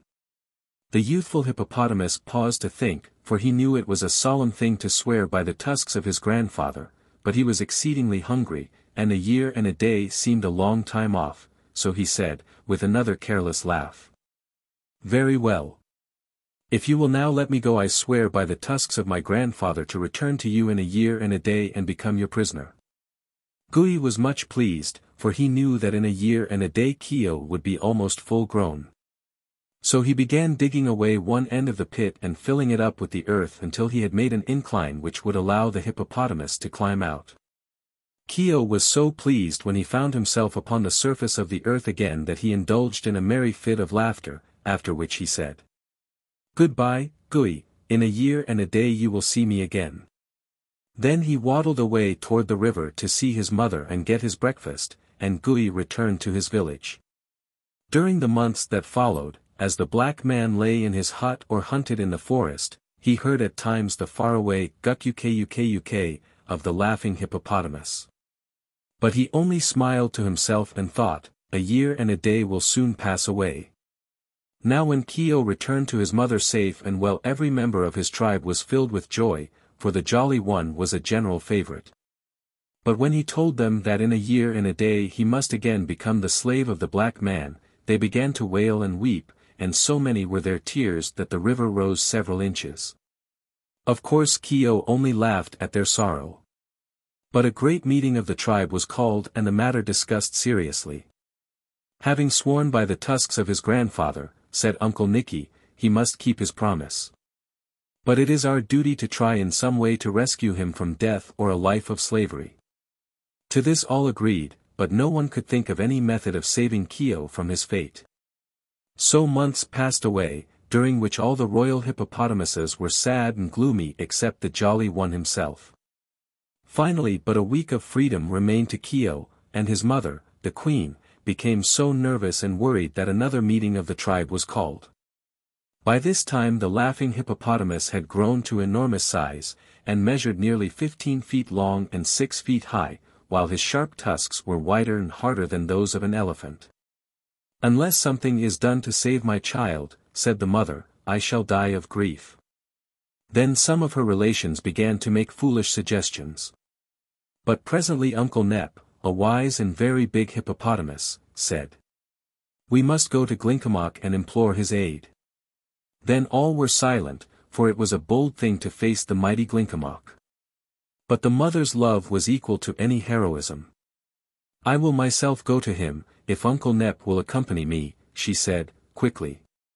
Uncle Nep thoughtfully patted the soft mud with his forefoot and wagged his short tail leisurely from side to side. "We have always been obedient to Glinkomok, and shown him great respect," said he. "Therefore I fear no danger in facing him. I will go with you."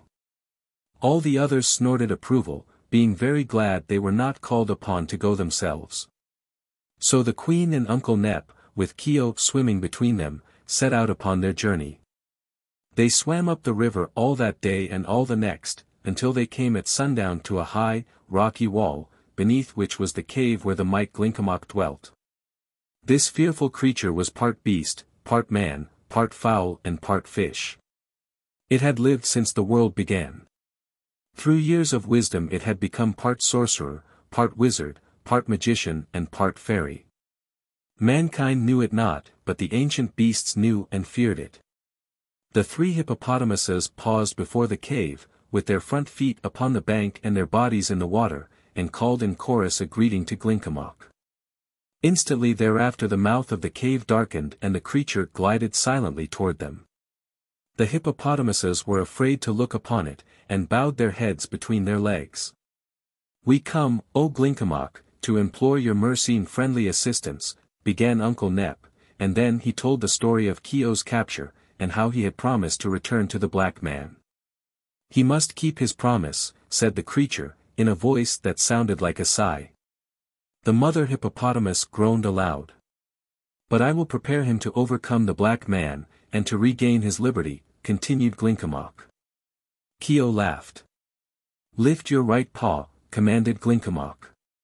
Keogh obeyed, and the creature touched it with its long, hairy tongue. Then it held 4 skinny hands over Keogh's bowed head and mumbled some words in a language unknown to man or beast or fowl or fish.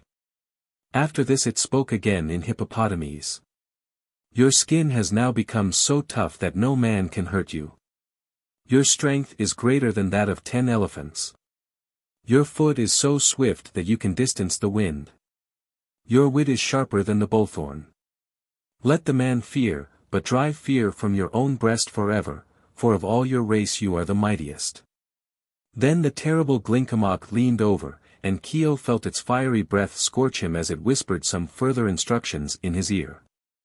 The next moment it glided back into its cave, followed by the loud thanks of the 3 hippopotamuses, who slid into the water and immediately began their journey home. The mother's heart was full of joy.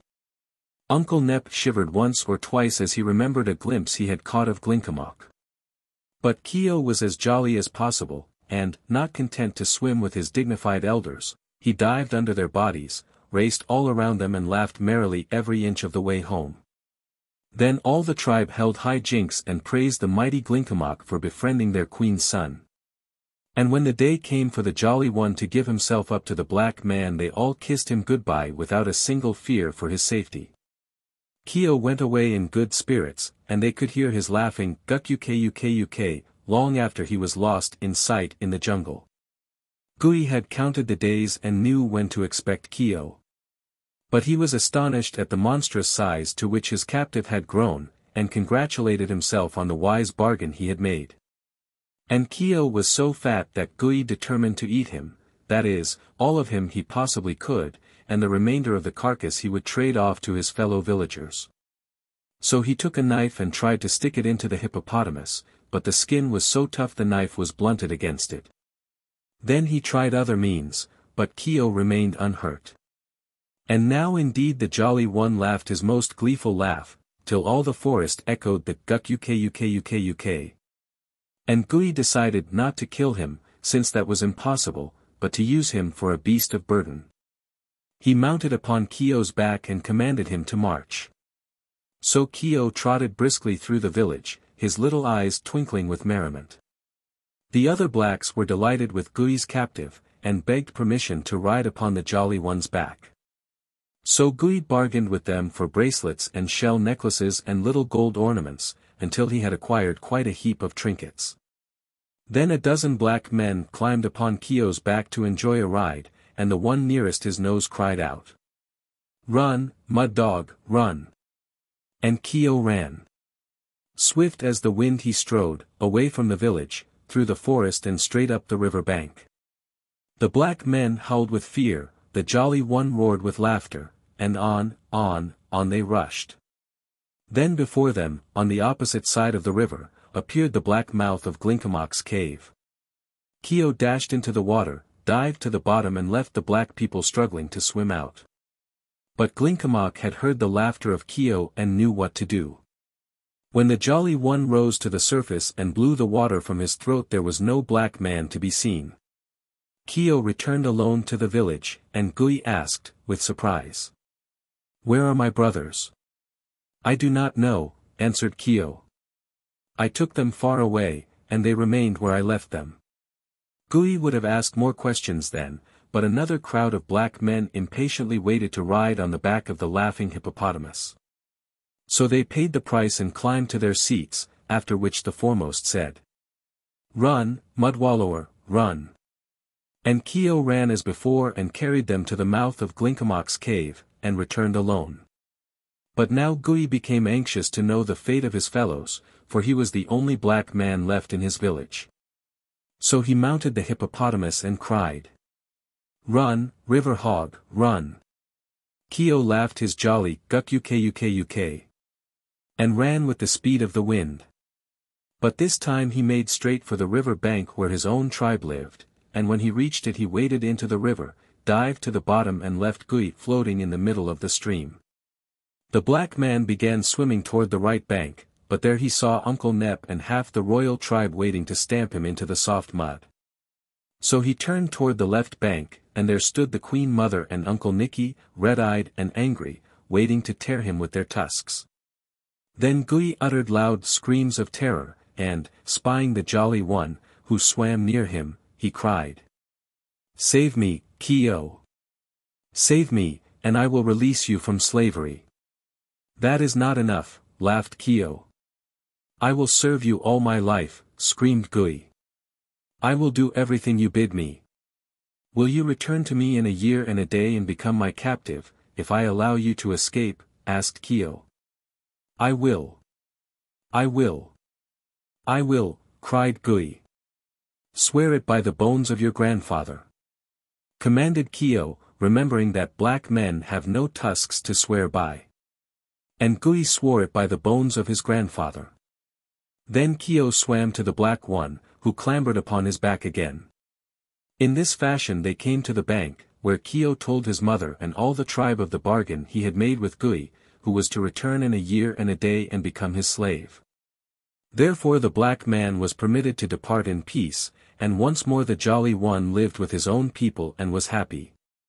When a year and a day had passed, Kyo began watching for the return of Gui. But he did not come, then or ever afterwards. For the black man had made a bundle of his bracelets and shell necklaces and little gold ornaments and had traveled many miles into another country, where the ancient and royal tribe of hippopotamuses was unknown. And he set up for a great chief, because of his riches, and people bowed down before him. By day he was proud and swaggering. But at night he tumbled and tossed upon his bed and could not sleep.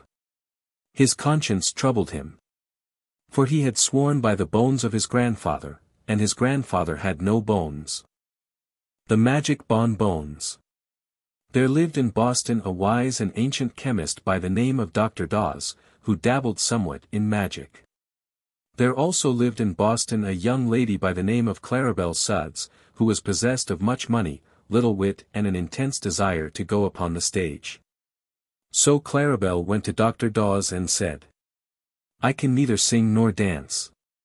I cannot recite verse nor play upon the piano, I am no acrobat nor leaper or high kicker, yet I wish to go upon the stage.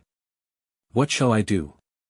"Are you willing to pay for such accomplishments?" asked the wise chemist. "Certainly," answered Clarabelle, jingling her purse. "Then come to me tomorrow at 2 o'clock, said he. All that night he practiced what is known as chemical sorcery. So that when Clarabelle Sudds came next day at 2 o'clock he showed her a small box filled with compounds that closely resembled French bonbons. "This is a progressive age," said the old man, "and I flatter myself your Uncle Dawes keeps right along with the procession. Now, one of your old-fashioned sorcerers would have made you some nasty, bitter pills to swallow. But I have consulted your taste and convenience. Here are some magic bonbons. If you eat this one with the lavender color you can dance thereafter as lightly and gracefully as if you had been trained a lifetime. After you consume the pink confection you will sing like a nightingale. Eating the white one will enable you to become the finest elocutionist in the land. The chocolate piece will charm you into playing the piano better than Rubinstein, while after eating your lemon yellow bonbon you can easily kick 6 feet above your head. How delightful, exclaimed Clarabelle, who was truly enraptured. You are certainly a most clever sorcerer as well as a considerate compounder, and she held out her hand for the box. Ahem, said the wise one, a check, please. Oh, yes, to be sure. How stupid of me to forget it, she returned. He considerately retained the box in his own hand while she signed a check for a large amount of money, after which he allowed her to hold the box herself. Are you sure you have made them strong enough? She inquired, anxiously. It usually takes a great deal to affect me. My only fear, replied Dr. Dawes, is that I have made them too strong. For this is the first time I have ever been called upon to prepare these wonderful confections. Don't worry, said Clarabelle. The stronger they act the better I shall act myself.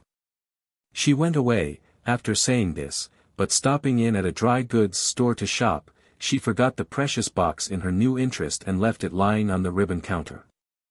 Then little Bessie Bostwick came to the counter to buy a hair ribbon and laid her parcels beside the box. When she went away she gathered up the box with her other bundles and trotted off home with it. Bessie never knew, until after she had hung her coat in the hall closet and counted up her parcels, that she had one too many. Then she opened it and exclaimed. Why, it's a box of candy. Someone must have mislaid it. But it is too small a matter to worry about, there are only a few pieces. So she dumped the contents of the box into a bonbon dish that stood upon the hall table and picking out the chocolate piece, she was fond of chocolates, ate it daintily while she examined her purchases. These were not many, for Bessie was only 12 years old and was not yet trusted by her parents to expend much money at the stores. But while she tried on the hair ribbon she suddenly felt a great desire to play upon the piano, and the desire at last became so overpowering that she went into the parlor and opened the instrument. The little girl had, with infinite pains, contrived to learn 2 pieces, which she usually executed with a jerky movement of her right hand and a left hand that forgot to keep up and so made dreadful discords. But under the influence of the chocolate bonbon she sat down and ran her fingers lightly over the keys, producing such exquisite harmony that she was filled with amazement at her own performance. That was the prelude, however. The next moment she dashed into Beethoven's 7th Sonata and played it magnificently. Her mother, hearing the unusual burst of melody, came downstairs to see what musical guest had arrived. But when she discovered it was her own little daughter who was playing so divinely she had an attack of palpitation of the heart, to which she was subject, and sat down upon a sofa until it should pass away. Meanwhile Bessie played one piece after another with untiring energy. She loved music, and now found that all she need do was to sit at the piano and listen and watch her hands twinkle over the keyboard.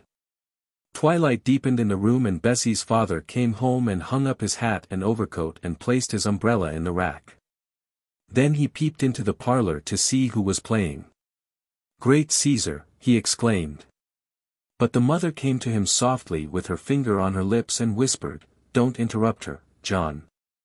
Our child seems to be in a trance. Did you ever hear such superb music? Why, she's an infant prodigy, gasped the astounded father. Beats Blind Tom All Hollow. It's wonderful. As they stood listening the senator arrived, having been invited to dine with them that evening. And before he had taken off his coat the Yale professor, a man of deep learning and scholarly attainments, joined the party. Bessie played on. And the 4 elders stood in a huddled but silent and amazed group, listening to the music and waiting for the sound of the dinner gong. Mr. Bostwick, who was hungry, picked up the bonbon dish that lay on the table beside him and ate the pink confection. The professor was watching him, so Mr. Bostwick courteously held the dish toward him.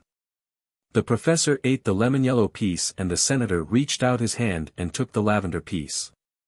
He did not eat it, however, for, chancing to remember that it might spoil his dinner, he put it in his vest pocket. Mrs. Bostwick, still intently listening to her precocious daughter, without thinking what she did, took the remaining piece, which was the white one, and slowly devoured it. The dish was now empty, and Clarabelle Sud's precious bonbons had passed from her possession forever. Suddenly Mr. Bostwick, who was a big man, began to sing in a shrill, tremolo soprano voice. It was not the same song Bessie was playing, and the discord was shocking that the professor smiled. The senator put his hands to his ears and Mrs. Bostwick cried in a horrified voice. "William!" Her husband continued to sing as if endeavoring to emulate the famous Christine Nilsson, and paid no attention whatever to his wife or his guests. Fortunately the dinner gong now sounded, and Mrs. Bostwick dragged Bessie from the piano and ushered her guests into the dining room. Mr. Bostwick followed, singing "The Last Rose of Summer," as if it had been an encore demanded by 1,000 delighted hearers. The poor woman was in despair at witnessing her husband's undignified actions and wondered what she might do to control him. The professor seemed more grave than usual. The senator's face wore an offended expression, and Bessie kept moving her fingers as if she still wanted to play the piano. Mrs. Bostwick managed to get them all seated, although her husband had broken into another aria. And then the maid brought in the soup. When she carried a plate to the professor, he cried, in an excited voice. "Hold it higher! Higher, I say!" And springing up he gave it a sudden kick that sent it nearly to the ceiling, from whence the dish descended to scatter soup over Bessie and the maid and to smash in pieces upon the crown of the professor's bald head. At this atrocious act the senator rose from his seat with an exclamation of horror and glanced at his hostess. For some time Mrs. Bostwick had been staring straight ahead, with a dazed expression. But now, catching the senator's eye, she bowed gracefully and began reciting "The Charge of the Light Brigade" in forceful tones. The senator shuddered. Such disgraceful rioting he had never seen nor heard before in a decent private family. He felt that his reputation was at stake, and, being the only sane person, apparently, in the room, there was no one to whom he might appeal. The maid had run away to cry hysterically in the kitchen. Mr. Bostwick was singing, "Oh Promise Me." The professor was trying to kick the globes off the chandelier. Mrs. Bostwick had switched her recitation to "The Boy Stood on the Burning Deck," and Bessie had stolen into the parlor and was pounding out the overture from the "Flying Dutchman." The senator was not at all sure he would not go crazy himself, presently, so he slipped away from the turmoil, and, catching up his hat and coat in the hall, hurried from the house. That night he sat up late writing a political speech he was to deliver the next afternoon at Faneuil Hall, but his experiences at the Bostwicks had so unnerved him that he could scarcely collect his thoughts. And often he would pause and shake his head pityingly as he remembered the strange things he had seen in that usually respectable home. The next day he met Mr. Bostwick in the street, but passed him by with a stony glare of oblivion. He felt he really could not afford to know this gentleman in the future. Mr. Bostwick was naturally indignant at the direct snub. Yet in his mind lingered a faint memory of some quite unusual occurrences at his dinner party the evening before, and he hardly knew whether he dared resent the senator's treatment or not. The political meeting was the feature of the day, for the senator's eloquence was well known in Boston. So the big hall was crowded with people, and in one of the front rows sat the Bostwick family, with the learned Yale professor beside them. They all looked tired and pale, as if they had passed a rather dissipated evening, and the senator was rendered so nervous by seeing them that he refused to look in their direction a second time. While the mayor was introducing him the great man sat fidgeting in his chair, and, happening to put his thumb and finger into his vest pocket, he found the lavender-colored bonbon he had placed there the evening before. "This may clear my throat," thought the senator, and slipped the bonbon into his mouth. A few minutes afterwards he arose before the vast audience, which greeted him with enthusiastic plaudits. "My friends," began the senator, in a grave voice, "this is a most impressive and important occasion." Then he paused, balanced himself upon his left foot, and kicked his right leg into the air in the way favored by ballet dancers. There was a hum of amazement and horror from the spectators, but the senator appeared not to notice it. He whirled around upon the tips of his toes, kicked right and left in a graceful manner, and startled a bald-headed man in the front row by casting a languishing glance in his direction. Suddenly Clarabelle Suds, who happened to be present, uttered a scream and sprang to her feet. Pointing an accusing finger at the dancing senator, she cried in a loud voice. "That's the man who stole my bonbons. Seize him. Arrest him. Don't let him escape." But the ushers rushed her out of the hall, thinking she had gone suddenly insane. And the senator's friends seized him firmly and carried him out the stage entrance to the street, where they put him into an open carriage and instructed the driver to take him home. The effect of the magic bonbon was still powerful enough to control the poor senator, who stood upon the rear seat of the carriage and danced energetically all the way home. To the delight of the crowd of small boys who followed the carriage and the grief of the sober-minded citizens, who shook their heads sadly and whispered that another good man had gone wrong. It took the senator several months to recover from the shame and humiliation of this escapade, and, curiously enough, he never had the slightest idea what had induced him to act in so extraordinary a manner.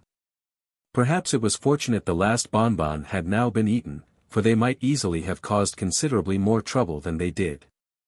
Of course Clarabelle went again to the wise chemist and signed a check for another box of magic bonbons. But she must have taken better care of these, for she is now a famous vaudeville actress. This story should teach us the folly of condemning others for actions that we do not understand, for we never know what may happen to ourselves. It may also serve as a hint to be careful about leaving parcels in public places, and, incidentally, to let other people's packages severely alone. The capture of Father Time. Jim was the son of a cowboy, and lived on the broad plains of Arizona. His father had trained him to lasso a bronco or a young bull with perfect accuracy, and had Jim possessed the strength to back up his skill he would have been as good a cowboy as any in all Arizona. When he was 12 years old he made his first visit to the east, where Uncle Charles, his father's brother, lived. Of course Jim took his lasso with him, for he was proud of his skill in casting it, and wanted to show his cousins what a cowboy could do. At first the city boys and girls were much interested in watching Jim lasso posts and fence pickets, but they soon tired of it, and even Jim decided it was not the right sort of sport for cities. But one day the butcher asked Jim to ride one of his horses into the country, to a pasture that had been engaged, and Jim eagerly consented. He had been longing for a horseback ride, and to make it seem like old times he took his lasso with him. He rode through the streets demurely enough, but on reaching the open country roads his spirits broke forth into wild jubilation, and, urging the butcher's horse to full gallop, he dashed away in true cowboy fashion. Then he wanted still more liberty, and letting down the bars that led into a big field he began riding over the meadow and throwing his lasso at imaginary cattle, while he yelled and whooped to his heart's content. Suddenly, on making a long cast with his lasso, the loop caught upon something and rested about 3 feet from the ground, while the rope drew taut and nearly pulled Jim from his horse. This was unexpected. More than that, it was wonderful. For the field seemed bare of even a stump. Jim's eyes grew big with amazement, but he knew he had caught something when a voice cried out. "Here, let go. Let go, I say. Can't you see what you've done?" No, Jim couldn't see, nor did he intend to let go until he found out what was holding the loop of the lasso. So he resorted to an old trick his father had taught him and, putting the butcher's horse to a run, began riding in a circle around the spot where his lasso had caught. As he thus drew nearer and nearer his quarry he saw the rope coil up, yet it looked to be coiling over nothing but air. One end of the lasso was made fast to a ring in the saddle, and when the rope was almost wound up and the horse began to pull away and snort with fear, Jim dismounted. Holding the reins of the bridle in one hand, he followed the rope, and an instant later saw an old man caught fast in the coils of the lasso. His head was bald and uncovered, but long white whiskers grew down to his waist. About his body was thrown a loose robe of fine white linen. In one hand he bore a great scythe, and beneath the other arm he carried an hourglass. While Jim gazed wonderingly upon him, this venerable old man spoke in an angry voice. "Now, then, get that rope off as fast as you can. You've brought everything on earth to a standstill by your foolishness. Well, what are you staring at? Don't you know who I am?" "No," said Jim, stupidly. Well, I'm Time, Father Time. Now, make haste and set me free, if you want the world to run properly. How did I happen to catch you? Asked Jim, without making a move to release his captive. I don't know. I've never been caught before, growled Father Time. But I suppose it was because you were foolishly throwing your lasso at nothing. I didn't see you, said Jim. Of course you didn't. I'm invisible to the eyes of human beings unless they get within 3 feet of me, and I take care to keep more than that distance away from them. That's why I was crossing this field, where I supposed no one would be. And I should have been perfectly safe had it not been for your beastly lasso. Now, then, he added, crossly, are you going to get that rope off? Why should I? Asked Jim. Because everything in the world stopped moving the moment you caught me. I don't suppose you want to make an end of all business and pleasure, and war and love, and misery and ambition and everything else, do you? Not a watch has ticked since you tied me up here like a mummy. Jim laughed. It really was funny to see the old man wound round and round with coils of rope from his knees up to his chin. It'll do you good to rest, said the boy. From all I've heard you lead a rather busy life. Indeed I do, replied Father Time, with a sigh. I'm doing Kamchatka this very minute. And to think one small boy is upsetting all my regular habits. Too bad, said Jim, with a grin. But since the world has stopped anyhow, it won't matter if it takes a little longer recess. As soon as I let you go, time will fly again. Where are your wings? I haven't any, answered the old man. That is a story cooked up by someone who never saw me. As a matter of fact, I move rather slowly. I see, you take your time, remarked the boy. What do you use that scythe for? To mow down the people, said the ancient one. Every time I swing my scythe someone dies. Then I ought to win a life-saving medal by keeping you tied up, said Jim. Some folks will live this much longer. But they won't know it, said Father Time, with a sad smile. So it will do them no good. You may as well untie me at once. No, said Jim, with a determined air. I may never capture you again, so I'll hold you for a while and see how the world wags without you. Then he swung the old man, bound as he was, upon the back of the butcher's horse, and, getting into the saddle himself, started back toward town, one hand holding his prisoner and the other guiding the reins. When he reached the road his eye fell on a strange tableau. A horse and buggy stood in the middle of the road, the horse in the act of trotting, with his head held high and 2 legs in the air, but perfectly motionless. In the buggy a man and a woman were seated, but had they been turned into stone they could not have been more still and stiff. There's no time for them, sighed the old man. Won't you let me go now? Not yet, replied the boy. He rode on until he reached the city, where all the people stood in exactly the same positions they were in when Jim lassoed Father Time. Stopping in front of a big dry goods store, the boy hitched his horse and went in. The clerks were measuring out goods and showing patterns to the rows of customers in front of them, but everyone seemed suddenly to have become a statue. There was something very unpleasant in this scene, and a cold shiver began to run up and down Jim's back, so he hurried out again. On the edge of the sidewalk sat a poor, crippled beggar, holding out his hat, and beside him stood a prosperous-looking gentleman who was about to drop a penny into the beggar's hat.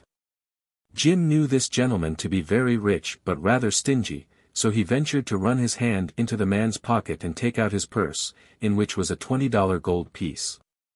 This glittering coin he put in the gentleman's fingers instead of the penny and then restored the purse to the rich man's pocket. That donation will surprise him when he comes to life, thought the boy.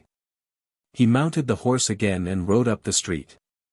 As he passed the shop of his friend, the butcher, he noticed several pieces of meat hanging outside. I'm afraid that meat'll spoil, he remarked. It takes time to spoil meat, answered the old man. This struck Jim as being queer, but true. It seems time meddles with everything, said he. Yes, you've made a prisoner of the most important personage in the world, groaned the old man. And you haven't enough sense to let him go again. Jim did not reply, and soon they came to his uncle's house, where he again dismounted. The street was filled with teams and people, but all were motionless. His two little cousins were just coming out the gate on their way to school, with their books and slates underneath their arms, so Jim had to jump over the fence to avoid knocking them down. In the front room sat his aunt, reading her Bible. She was just turning a page when time stopped.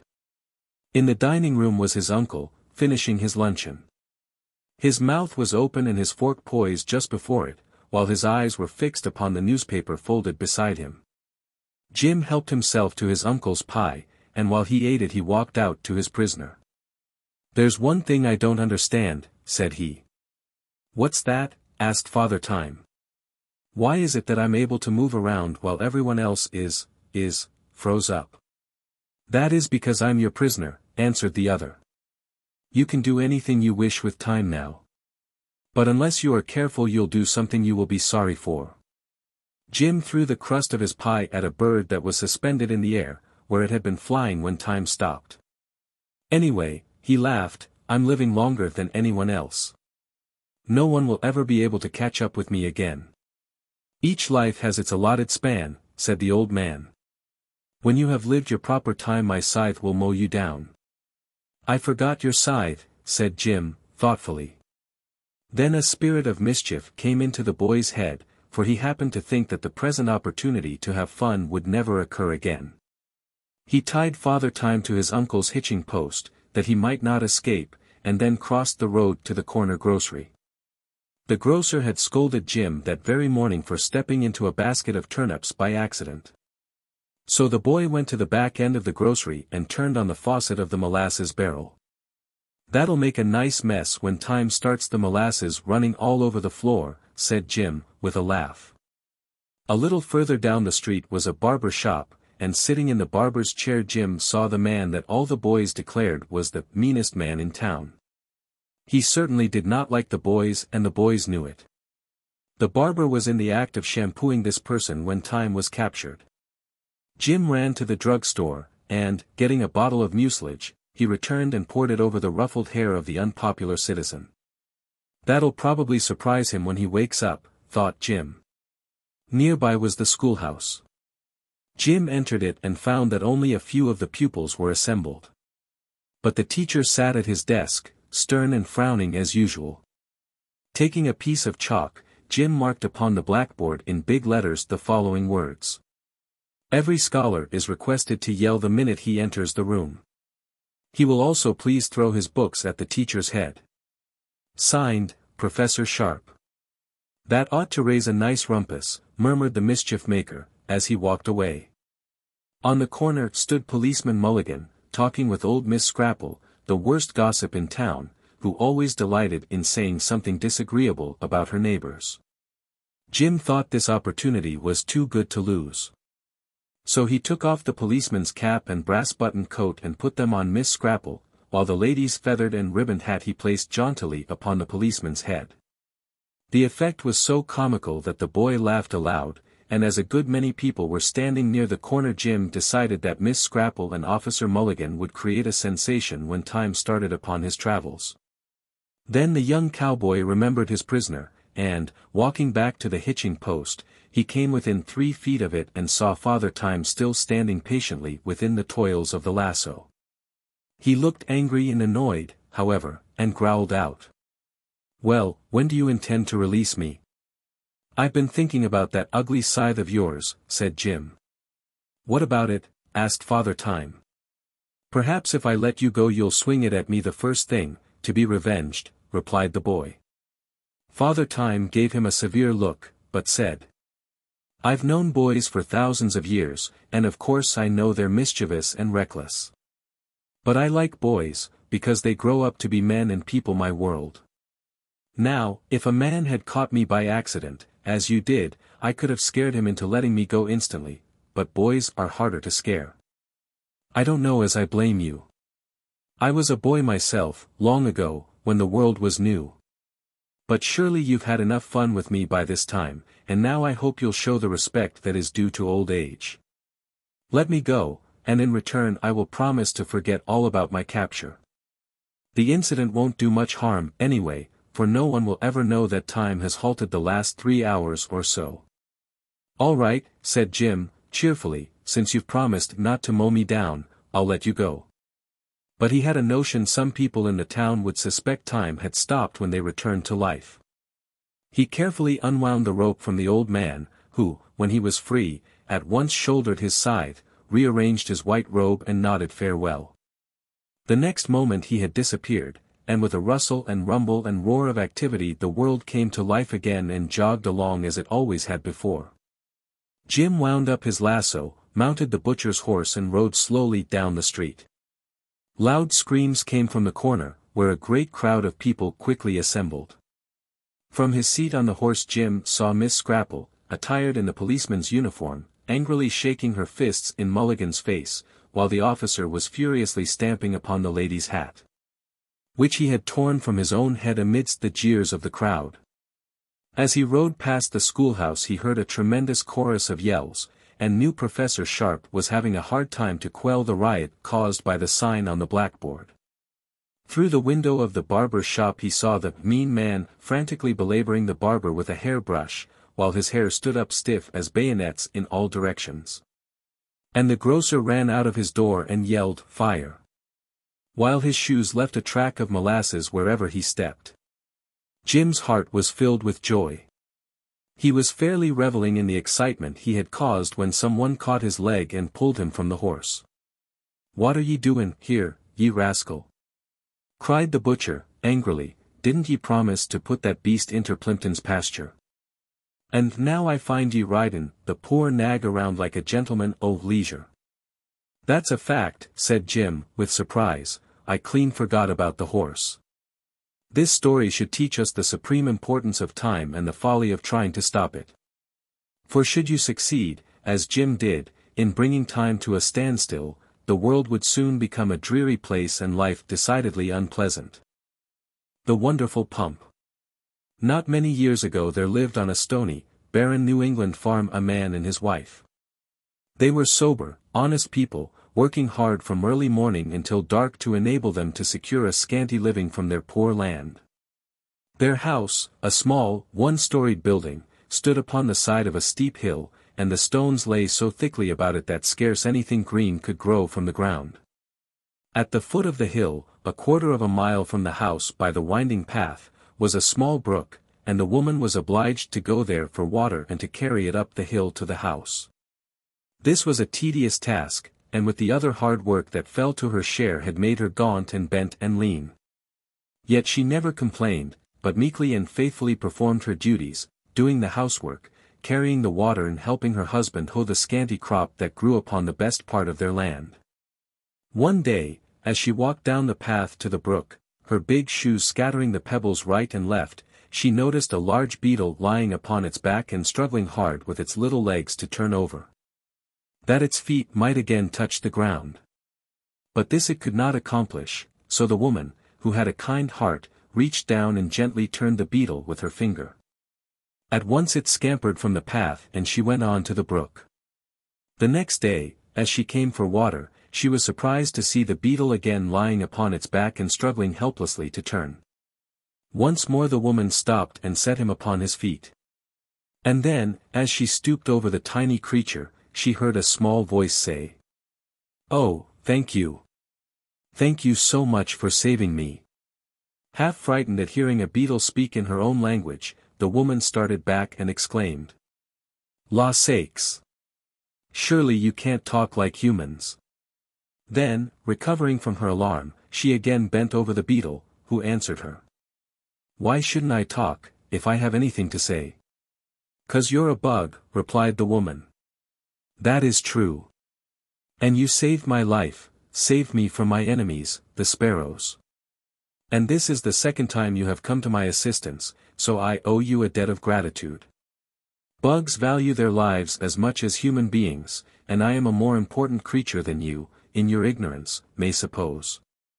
But, tell me, why do you come each day to the brook?" "For water," she answered, staring stupidly down at the talking beetle. "Isn't it hard work?" the creature inquired. "Yes, but there's no water on the hill," said she. Then dig a well and put a pump in it, replied the beetle. She shook her head. My man tried it once, but there was no water, she said, sadly. Try it again, commanded the beetle. And in return for your kindness to me I will make this promise: if you do not get water from the well you will get that which is more precious to you. I must go now. Do not forget. Dig a well. And then, without pausing to say goodbye, it ran swiftly away and was lost among the stones. The woman returned to the house much perplexed by what the beetle had said, and when her husband came in from his work she told him the whole story.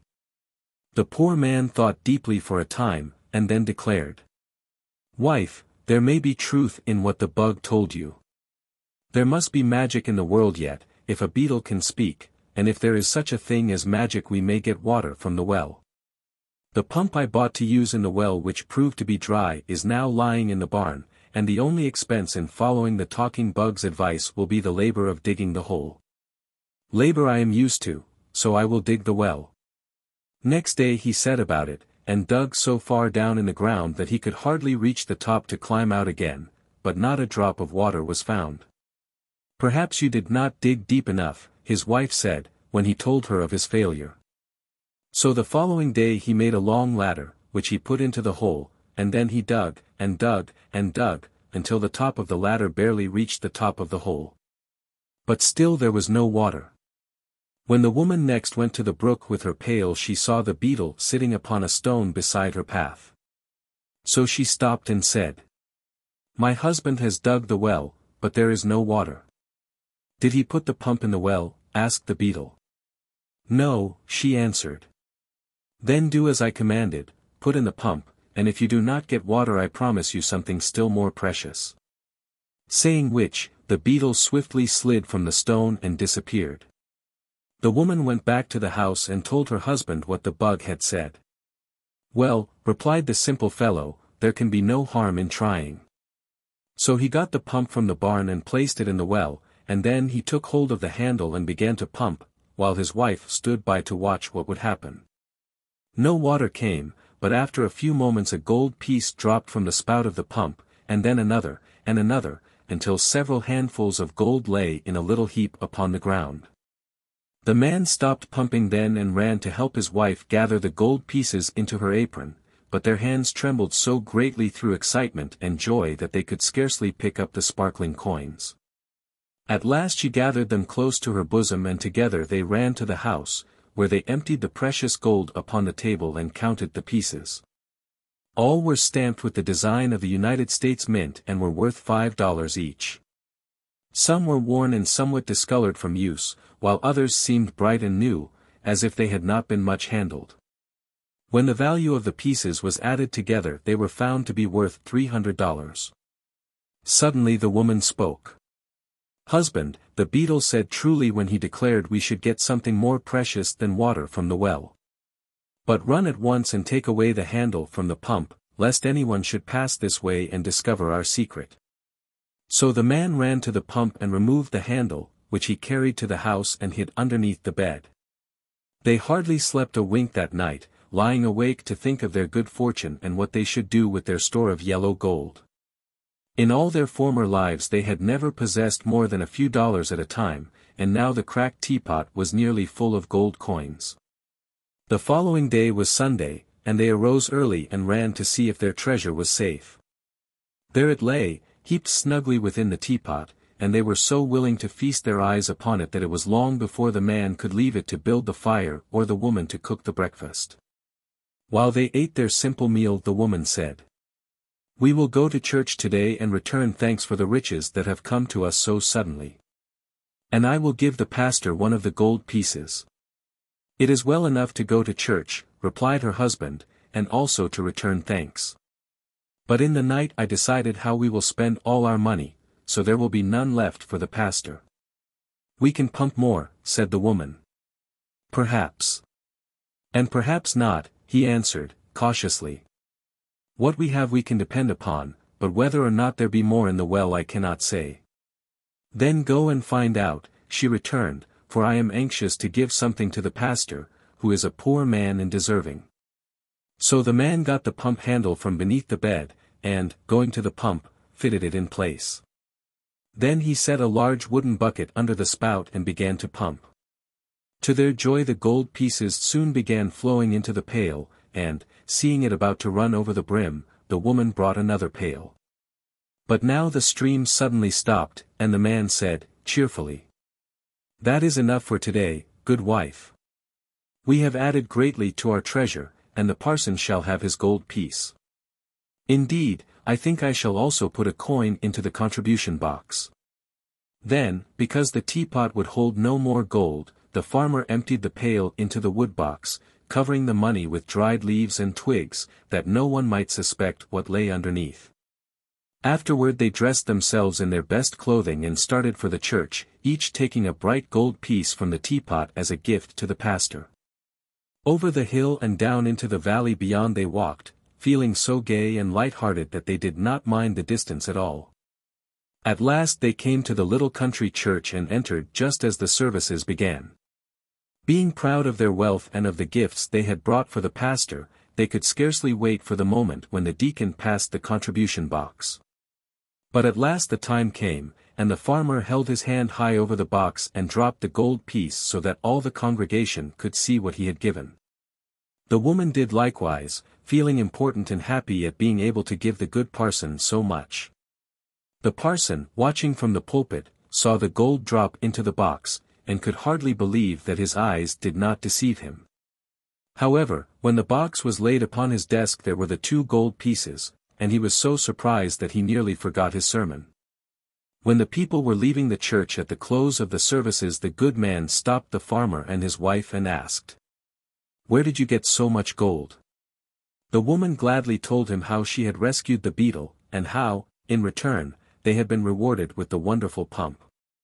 The pastor listened to it all gravely, and when the story was finished he said, "According to tradition strange things happened in this world ages ago, and now I find that strange things may also happen today.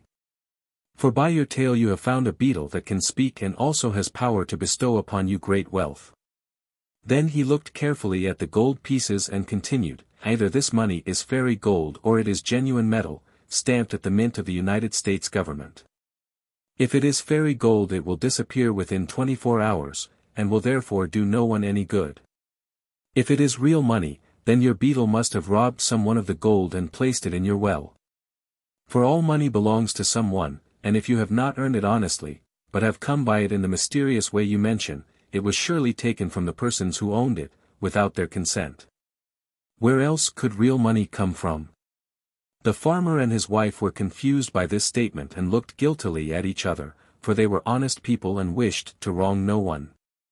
"Then you think the beetle stole the money?" asked the woman. "By his magic powers he probably took it from its rightful owners. Even bugs which can speak have no consciences and cannot tell the difference between right and wrong. With a desire to reward you for your kindness the beetle took from its lawful possessors the money you pumped from the well." "Perhaps it really is fairy gold," suggested the man. "If so, we must go to the town and spend the money before it disappears." "That would be wrong," answered the pastor, "for then the merchants would have neither money nor goods. To give them fairy gold would be to rob them." "What, then, shall we do?" asked the poor woman, wringing her hands with grief and disappointment. "Go home and wait until tomorrow.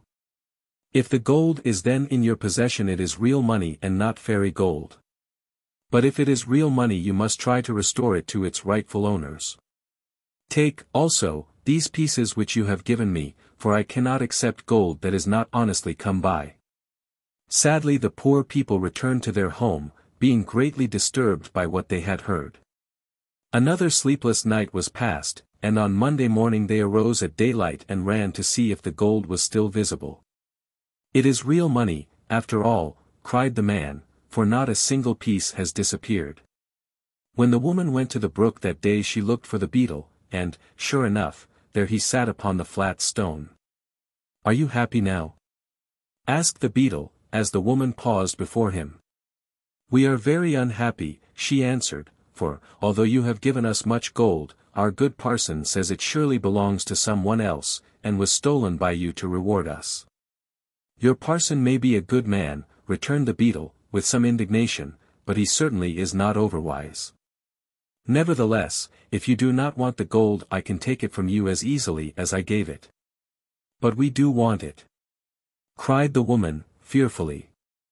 That is, she added, if it is honestly come by. It is not stolen, replied the beetle, sulkily, and now belongs to no one but yourselves.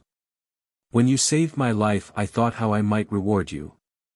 And, knowing you to be poor, I decided gold would make you happier than anything else.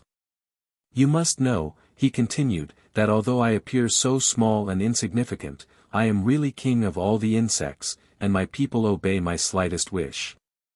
Living, as they do, close to the ground, the insects often come across gold and other pieces of money which have been lost by men and have fallen into cracks or crevasses or become covered with earth or hidden by grass or weeds. Whenever my people find money in this way they report the fact to me, but I have always let it lie, because it could be of no possible use to an insect. However, when I decided to give you gold I knew just where to obtain it without robbing any of your fellow creatures. Thousands of insects were at once sent by me in every direction to bring the pieces of lost gold to his hill.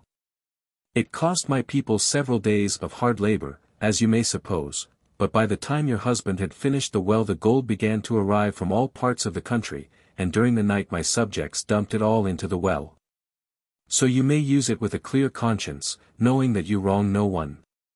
This explanation delighted the woman, and when she returned to the house and reported to her husband what the beetle had said he also was overjoyed. So they at once took a number of the gold pieces and went to the town to purchase provisions and clothing and many things of which they had long stood in need. But so proud were they of their newly acquired wealth that they took no pains to conceal it. They wanted everyone to know they had money, and so it was no wonder that when some of the wicked men in the village saw the gold they longed to possess it themselves. If they spend this money so freely, whispered one to another, there must be a great store of gold at their home. That is true, was the answer. Let us hasten there before they return and ransack the house. So they left the village and hurried away to the farm on the hill, where they broke down the door and turned everything topsy-turvy until they had discovered the gold in the woodbox and the teapot. It did not take them long to make this into bundles, which they slung upon their backs and carried off, and it was probably because they were in a great hurry that they did not stop to put the house in order again. Presently the good woman and her husband came up the hill from the village with their arms full of bundles and followed by a crowd of small boys who had been hired to help carry the purchases. Then followed others, youngsters and country louts, attracted by the wealth and prodigality of the pair, who, from simple curiosity, trailed along behind like the tail of a comet and helped swell the concourse into a triumphal procession. Last of all came Guggins, the shopkeeper, carrying with much tenderness a new silk dress which was to be paid for when they reached the house, all the money they had taken to the village having been lavishly expended. The farmer, who had formerly been a modest man, was now so swelled with pride that he tipped the rim of his hat over his left ear and smoked a big cigar that was fast making him ill. His wife strutted along beside him like a peacock, enjoying to the full the homage and respect her wealth had won from those who formerly deigned not to notice her, and glancing from time to time at the admiring procession in the rear. But, alas for their newborn pride! When they reached the farmhouse they found the door broken in, the furniture strewn in all directions and their treasure stolen to the very last gold piece. The crowd grinned and made slighting remarks of a personal nature, and Guggins, the shopkeeper, demanded in a loud voice the money for the silk dress he had brought. Then the woman whispered to her husband to run and pump some more gold while she kept the crowd quiet, and he obeyed quickly. But after a few moments he returned with a white face to tell her the pump was dry, and not a gold piece could now be coaxed from the spout. The procession marched back to the village laughing and jeering at the farmer and his wife, who had pretended to be so rich, and some of the boys were naughty enough to throw stones at the house from the top of the hill. Mr. Guggins carried away his dress after severely scolding the woman for deceiving him, and when the couple at last found themselves alone their pride had turned to humiliation and their joy to bitter grief. Just before sundown the woman dried her eyes and, having resumed her ordinary attire, went to the brook for water. When she came to the flat stone she saw the king beetle sitting upon it. "The well is dry," she cried out, angrily. "Yes," answered the beetle, calmly, "you have pumped from it all the gold my people could find." "But we are now ruined," said the woman, sitting down in the path beginning to weep, "for robbers have stolen from us every penny we possessed."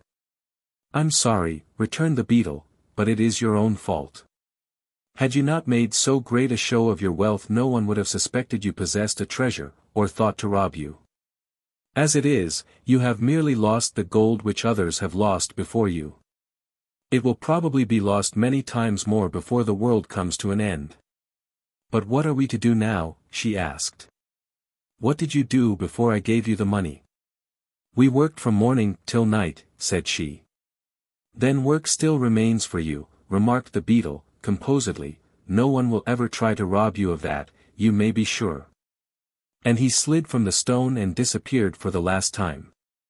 This story should teach us to accept good fortune with humble hearts and to use it with moderation. For, had the farmer and his wife resisted the temptation to display their wealth ostentatiously, they might have retained it to this very day. The dummy that lived. In all fairyland there is no more mischievous a person than Tankomankie the yellow Ryl. He flew through the city one afternoon, quite invisible to mortal eyes, but seeing everything himself, and noticed a figure of a wax lady standing behind the big plate glass window of Mr. Floman's department store. The wax lady was beautifully dressed, and extended in her stiff left hand was a card bearing the words, "Rare bargain. This stylish costume. Imported from Paris. Former price, $20. Reduced to only $19.98. This impressive announcement had drawn before the window a crowd of women shoppers, who stood looking at the wax lady with critical eyes. Tankomankie laughed to himself the low, gurgling little laugh that always means mischief. Then he flew close to the wax figure and breathed twice upon its forehead. From that instant the dummy began to live, but so dazed and astonished was she at the unexpected sensation that she continued to stand stupidly staring at the women outside and holding out the placard as before. The Ryl laughed again and flew away. Anyone but Tankomankie would have remained to help the wax lady out of the troubles that were sure to overtake her. But this naughty elf thought it rare fun to turn the inexperienced lady loose in a cold and heartless world and leave her to shift for herself. Fortunately it was almost 6 o'clock when the dummy first realized that she was alive, and before she had collected her new thoughts and decided what to do a man came around and drew down all the window shades, shutting off the view from the curious shoppers. Then the clerks and cashiers and floorwalkers and cash girls went home and the store was closed for the night, although the sweepers and scrubbers remained to clean the floors for the following day. The window inhabited by the wax lady was boxed in, like a little room, one small door being left at the side for the window trimmer to creep in and out of. So the scrubbers never noticed that the dummy, when left to herself, dropped the placard to the floor and sat down upon a pile of silks to wonder who she was, where she was, and how she happened to be alive. For you must consider, dear reader, that in spite of her size and her rich costume, in spite of her pink cheeks and fluffy yellow hair, this lady was very young, no older, in reality, than a baby born but half an hour. All she knew of the world was contained in a glimpse she had secured of the busy street facing her window. All she knew of people lay in the actions of the group of women which had stood before her on the other side of the window pane and criticized the fit of her dress or remarked upon its stylish appearance. So she had little enough to think about, and her thoughts moved somewhat slowly. Yet one thing she really decided upon, and that was not to remain in the window and be insolently stared at by a lot of women who were not nearly so handsome or well dressed as herself. By the time she reached this important conclusion, it was after midnight. But dim lights were burning in the big, deserted store, so she crept through the door of her window and walked down the long aisles, pausing now and then to look with much curiosity at the wealth of finery confronting her on every side. When she came to the glass cases filled with trimmed hats she remembered having seen upon the heads of the women in the street similar creations. So she selected one that suited her fancy and placed it carefully upon her yellow locks. I won't attempt to explain what instinct it was that made her glance into a nearby mirror to see if the hat was straight, but this she certainly did. It didn't correspond with her dress very well, but the poor thing was too young to have much taste in matching colors. When she reached the glove counter she remembered that gloves were also worn by the women she had seen. She took a pair from the case and tried to fit them upon her stiff, wax-coated fingers, but the gloves were too small and ripped in the seams. Then she tried another pair, and several others, as well. But hours passed before she finally succeeded in getting her hands covered with a pair of pea-green kids. Next she selected a parasol from a large and varied assortment in the rear of the store. Not that she had any idea what it was used for. But other ladies carried such things, so she also would have one. When she again examined herself critically in the mirror she decided her outfit was now complete, and to her inexperienced eyes there was no perceptible difference between her and the women who had stood outside the window. Whereupon she tried to leave the store, but found every door fast locked. The wax lady was in no hurry. She inherited patience from her previous existence. Just to be alive and to wear beautiful clothes was sufficient enjoyment for her at present. So she sat down upon a stool and waited quietly until daylight. When the janitor unlocked the door in the morning the wax lady swept past him and walked with stiff but stately strides down the street. The poor fellow was so completely whuckered at seeing the well-known wax lady leave her window and march away from the store that he fell over in a heap and only saved himself from fainting by striking his funny bone against the doorstep. When he recovered his wits she had turned the corner and disappeared.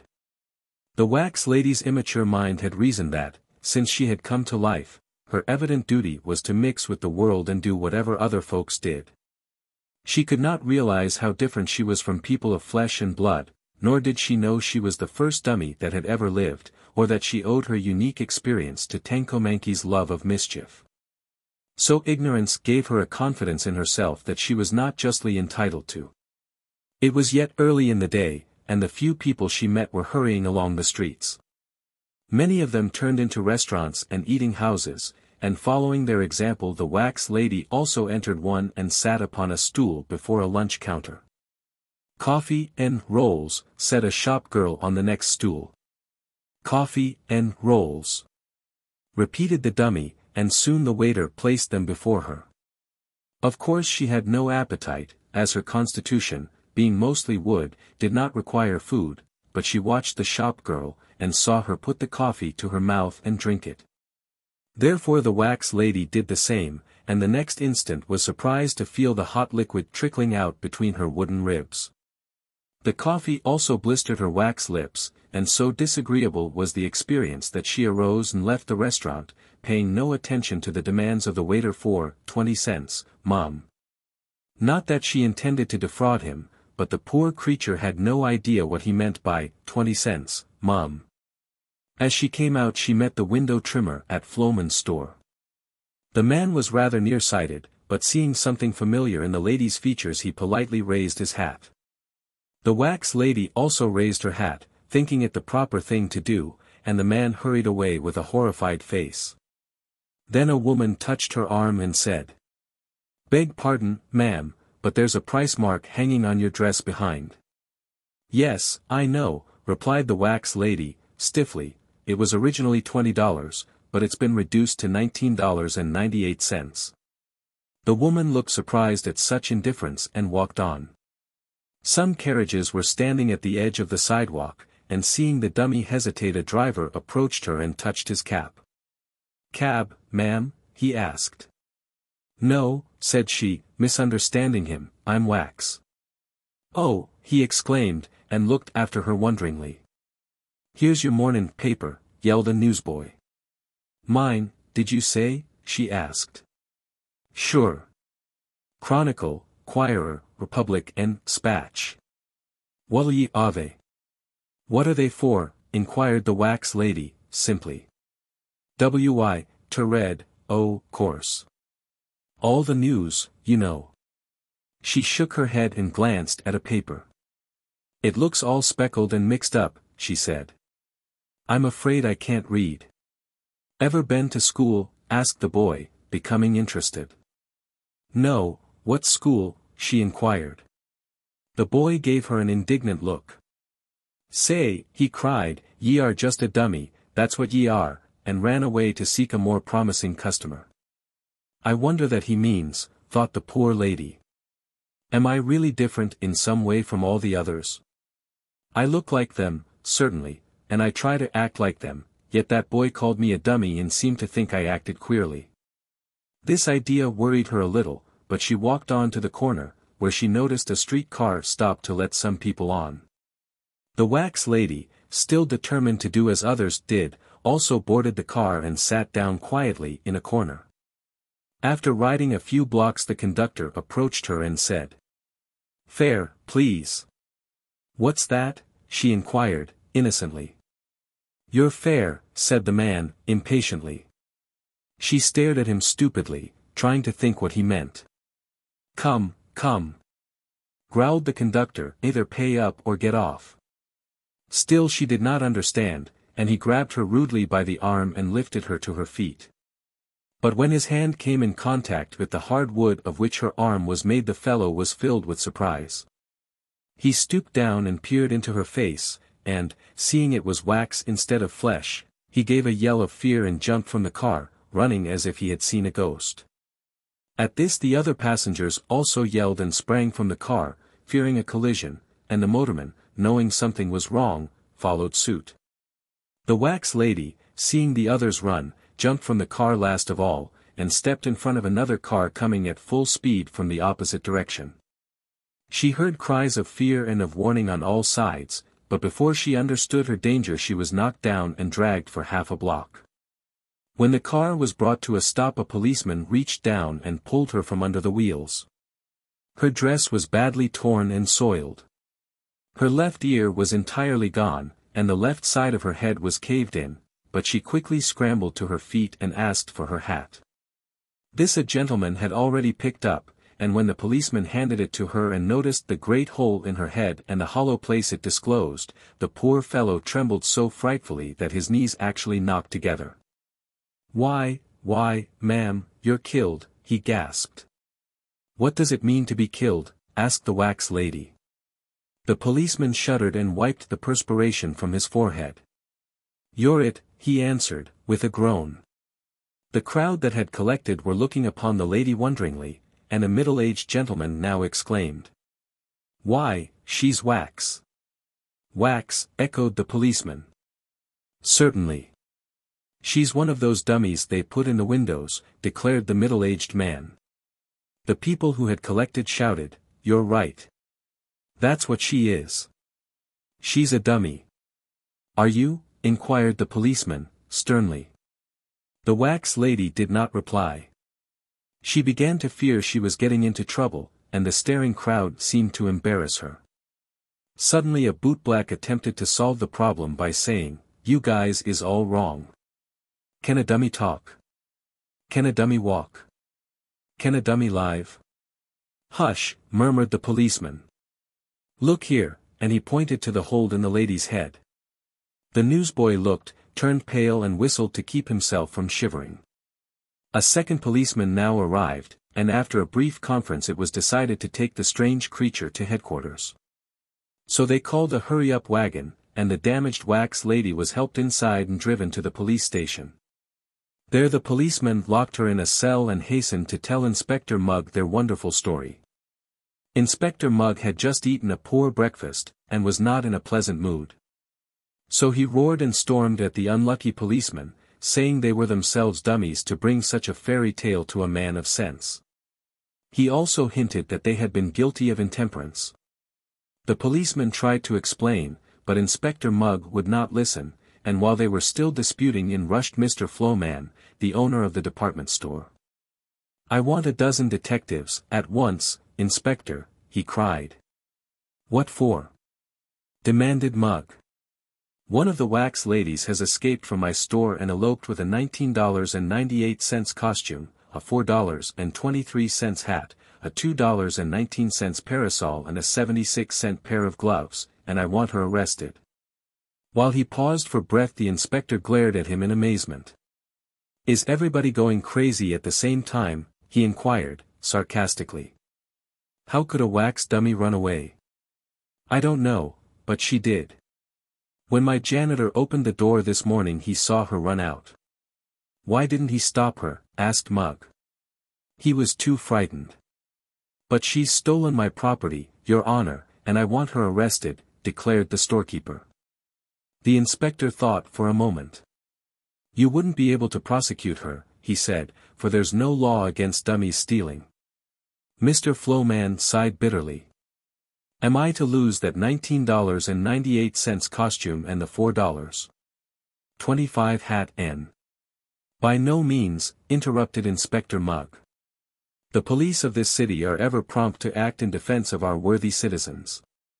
We have already arrested the wax lady, and she is locked up in cell number 16.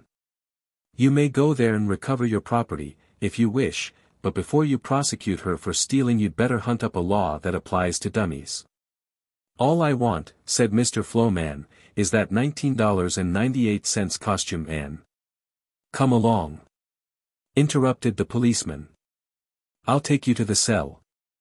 But when they entered number 16 they found only a lifeless dummy lying prone upon the floor. Its wax was cracked and blistered, its head was badly damaged, and the bargain costume was dusty, soiled and much bedraggled.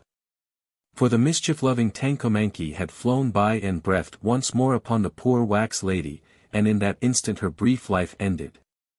It's just as I thought, said Inspector Mug, leaning back in his chair contentedly. I knew all the time the thing was a fake. It seems sometimes as though the whole world would go crazy if there wasn't some level-headed man around to bring them to their senses. Dummies are wooden wax, and that's all there is of them. That may be the rule, whispered the policeman to himself, but this one were a dummy as lived. The King of the Polar Bears. The King of the Polar Bears lived among the icebergs in the far north country. He was old and monstrous big, he was wise and friendly to all who knew him. His body was thickly covered with long, white hair that glistened like silver under the rays of the midnight sun. His claws were strong and sharp, that he might walk safely over the smooth ice or grasp and tear the fishes and seals upon which he fed. The seals were afraid when he drew near, and tried to avoid him. But the gulls, both white and gray, loved him because he left the remnants of his feasts for them to devour. Often his subjects, the polar bears, came to him for advice when ill or in trouble. But they wisely kept away from his hunting grounds, lest they might interfere with his sport and arouse his anger. The wolves, who sometimes came as far north as the icebergs, whispered among themselves that the king of the polar bears was either a magician or under the protection of a powerful fairy. For no earthly thing seemed able to harm him. He never failed to secure plenty of food, and he grew bigger and stronger day by day and year by year.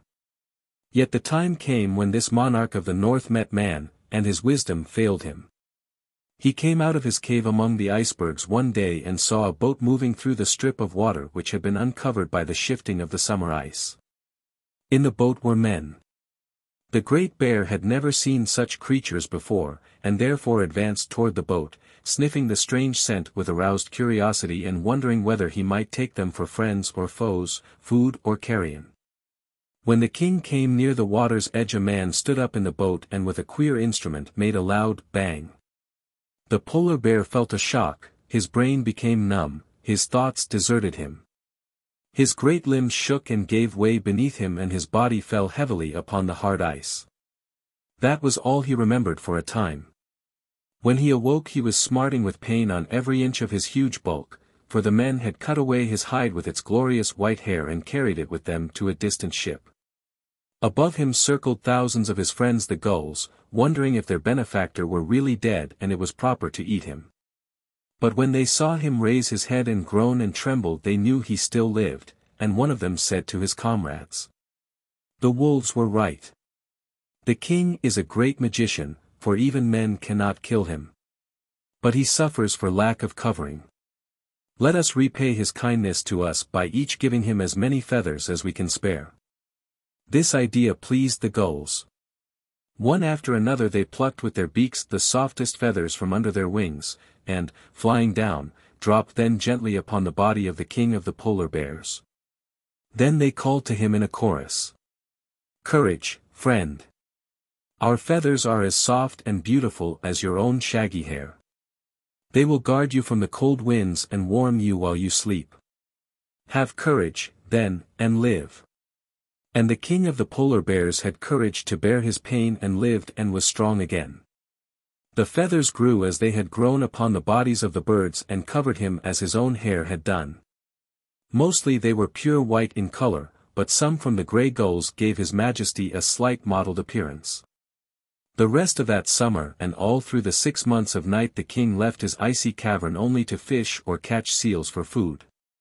He felt no shame at his feathery covering, but it was still strange to him, and he avoided meeting any of his brother bears. During this period of retirement he thought much of the men who had harmed him, and remembered the way they had made the great bang. And he decided it was best to keep away from such fierce creatures. Thus he added to his store of wisdom. When the moon fell away from the sky and the sun came to make the icebergs glitter with the gorgeous tintings of the rainbow, 2 of the polar bears arrived at the king's cavern to ask his advice about the hunting season. But when they saw his great body covered with feathers instead of hair they began to laugh, and one said, "Our mighty king has become a bird. Who ever before heard of a feathered polar bear?" Then the king gave way to wrath. He advanced upon them with deep growls and stately tread and with one blow of his monstrous paw stretched the mocker lifeless at his feet. The other ran away to his fellows and carried the news of the king's strange appearance. The result was a meeting of all the polar bears upon a broad field of ice, where they talked gravely of the remarkable change that had come upon their monarch. "He is, in reality, no longer a bear," said one, "nor can he justly be called a bird. But he is half bird and half bear, and so unfitted to remain our king." "Then who shall take his place?" asked another. "He who can fight the bird-bear and overcome him," answered an aged member of the group. "Only the strongest is fit to rule our race." There was silence for a time, but at length a great bear moved to the front and said, "I will fight him, Woof, the strongest of our race. And I will be king of the polar bears." The others nodded assent, and dispatched a messenger to the king to say he must fight the great wolf and master him or resign his sovereignty. "For a bear with feathers," added the messenger, "is no bear at all, and the king we obey must resemble the rest of us." "I wear feathers because it pleases me," growled the king. "Am I not a great magician? But I will fight, nevertheless, and if Wolf masters me he shall be king in my stead." Then he visited his friends, the gulls, who were even then feasting upon the dead bear, and told them of the coming battle. "I shall conquer," he said, proudly. "Yet my people are in the right, for only a hairy one like themselves can hope to command their obedience." The queen gull said, "I met an eagle yesterday, which had made its escape from a big city of men. And the eagle told me he had seen a monstrous polar bear skin thrown over the back of a carriage that rolled along the street. That skin must have been yours, O king, and if you wish I will send 100 of my gulls to the city to bring it back to you." "Let them go," said the king, gruffly. And the 100 gulls were soon flying rapidly southward. For 3 days they flew straight as an arrow, until they came to scattered houses, to villages, and to cities. Then their search began. The gulls were brave, and cunning, and wise. Upon the 4th day they reached the great metropolis, and hovered over the streets until a carriage rolled along with a great white bear robe thrown over the back seat. Then the birds swooped down, the whole 100 of them, and seizing the skin in their beaks flew quickly away. They were late. The king's great battle was upon the 7th day, and they must fly swiftly to reach the polar regions by that time. Meanwhile the bird-bear was preparing for his fight. He sharpened his claws in the small crevasses of the ice. He caught a seal and tested his big yellow teeth by crunching its bones between them. And the queen gull set her band to pluming the king bear's feathers until they lay smoothly upon his body. But every day they cast anxious glances into the southern sky, watching for the 100 gulls to bring back the king's own skin. The seventh day came, and all the polar bears in that region gathered around the king's cavern. Among them was Wolf, strong and confident of his success. "The bird bear's feathers will fly fast enough when I get my claws upon him," he boasted. And the others laughed and encouraged him. The king was disappointed at not having recovered his skin, but he resolved to fight bravely without it. He advanced from the opening of his cavern with a proud and kingly bearing, and when he faced his enemy he gave so terrible a growl that Wolf's heart stopped beating for a moment. And he began to realize that a fight with the wise and mighty king of his race was no laughing matter. After exchanging one or two heavy blows with his foe, Wolf's courage returned, and he determined to dishearten his adversary by bluster. "Come nearer, bird bear," he cried. "Come nearer, that I may pluck your plumage." The defiance filled the king with rage. He ruffled his feathers as a bird does, till he appeared to be twice his actual size, and then he strode forward and struck Wolf so powerful a blow that his skull crackled like an eggshell and he fell prone upon the ground. While the assembled bears stood looking with fear and wonder at their fallen champion, the sky became darkened. 100 gulls flew down from above and dripped upon the king's body a skin covered with pure white hair that glittered in the sun like silver. And behold! The bears saw before them the well-known form of their wise and respected master, and with one accord they bowed their shaggy heads in homage to the mighty king of the polar bears. This story teaches us that true dignity and courage depend not upon outward appearance, but come rather from within, also that brag and bluster are poor weapons to carry into battle.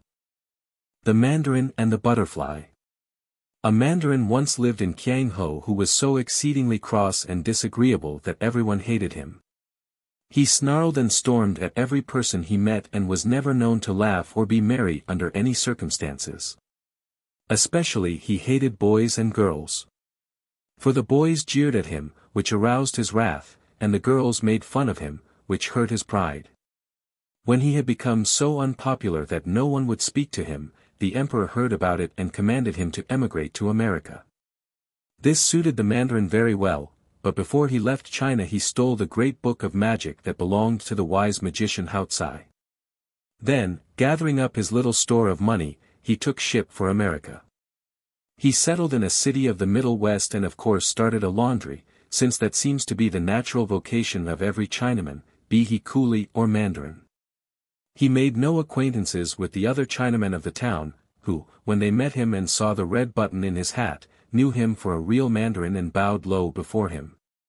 He put up a red and white sign and people brought their laundry to him and got paper checks, with Chinese characters upon them, in exchange, this being the only sort of character the Mandarin had left.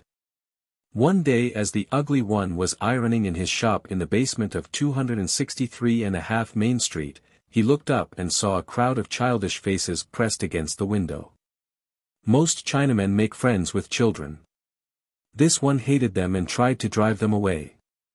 But as soon as he returned to his work they were back at the window again, mischievously smiling down upon him. The naughty Mandarin uttered horrid words in the Manchu language and made fierce gestures, but this did no good at all. The children stayed as long as they pleased, and they came again the very next day as soon as school was over, and likewise the next day, and the next. For they saw their presence at the window bothered the Chinamen and were delighted accordingly. The following day being Sunday the children did not appear, but as the Mandarin, being a heathen, worked in his little shop a big butterfly flew in at the open door and fluttered about the room. The Mandarin closed the door and chased the butterfly until he caught it, when he pinned it against the wall by sticking 2 pins through its beautiful wings. This did not hurt the butterfly, there being no feeling in its wings. But it made him a safe prisoner. This butterfly was of large size and its wings were exquisitely marked by gorgeous colors laid out in regular designs like the stained glass windows of a cathedral.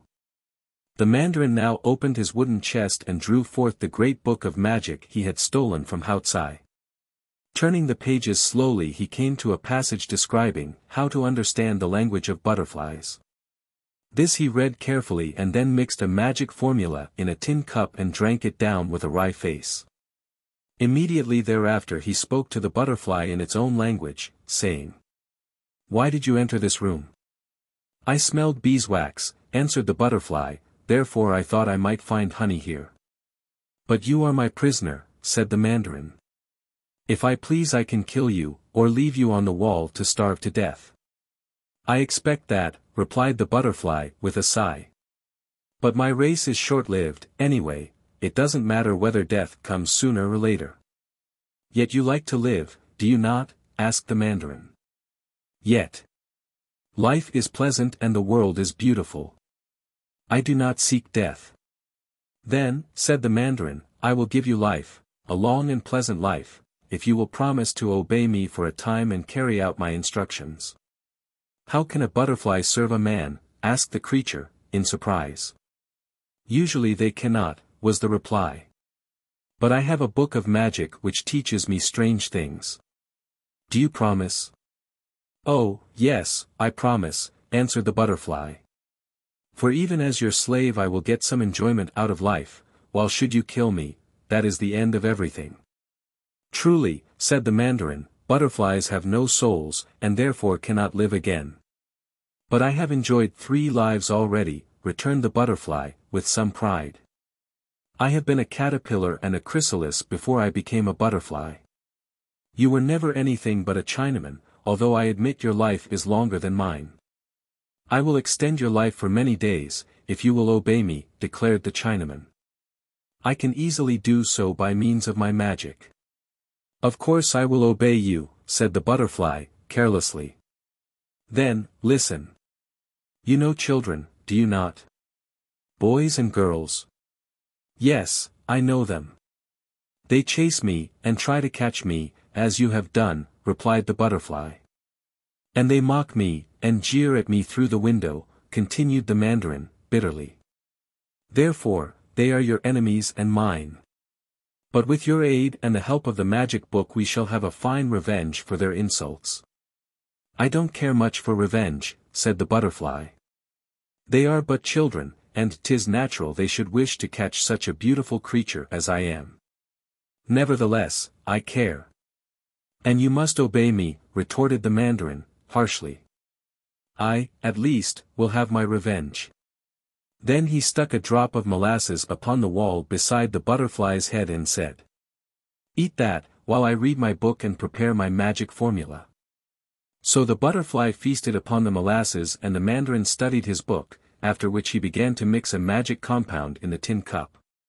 When the mixture was ready he released the butterfly from the wall and said to it, I command you to dip your 2 front feet into this magic compound and then fly away until you meet a child.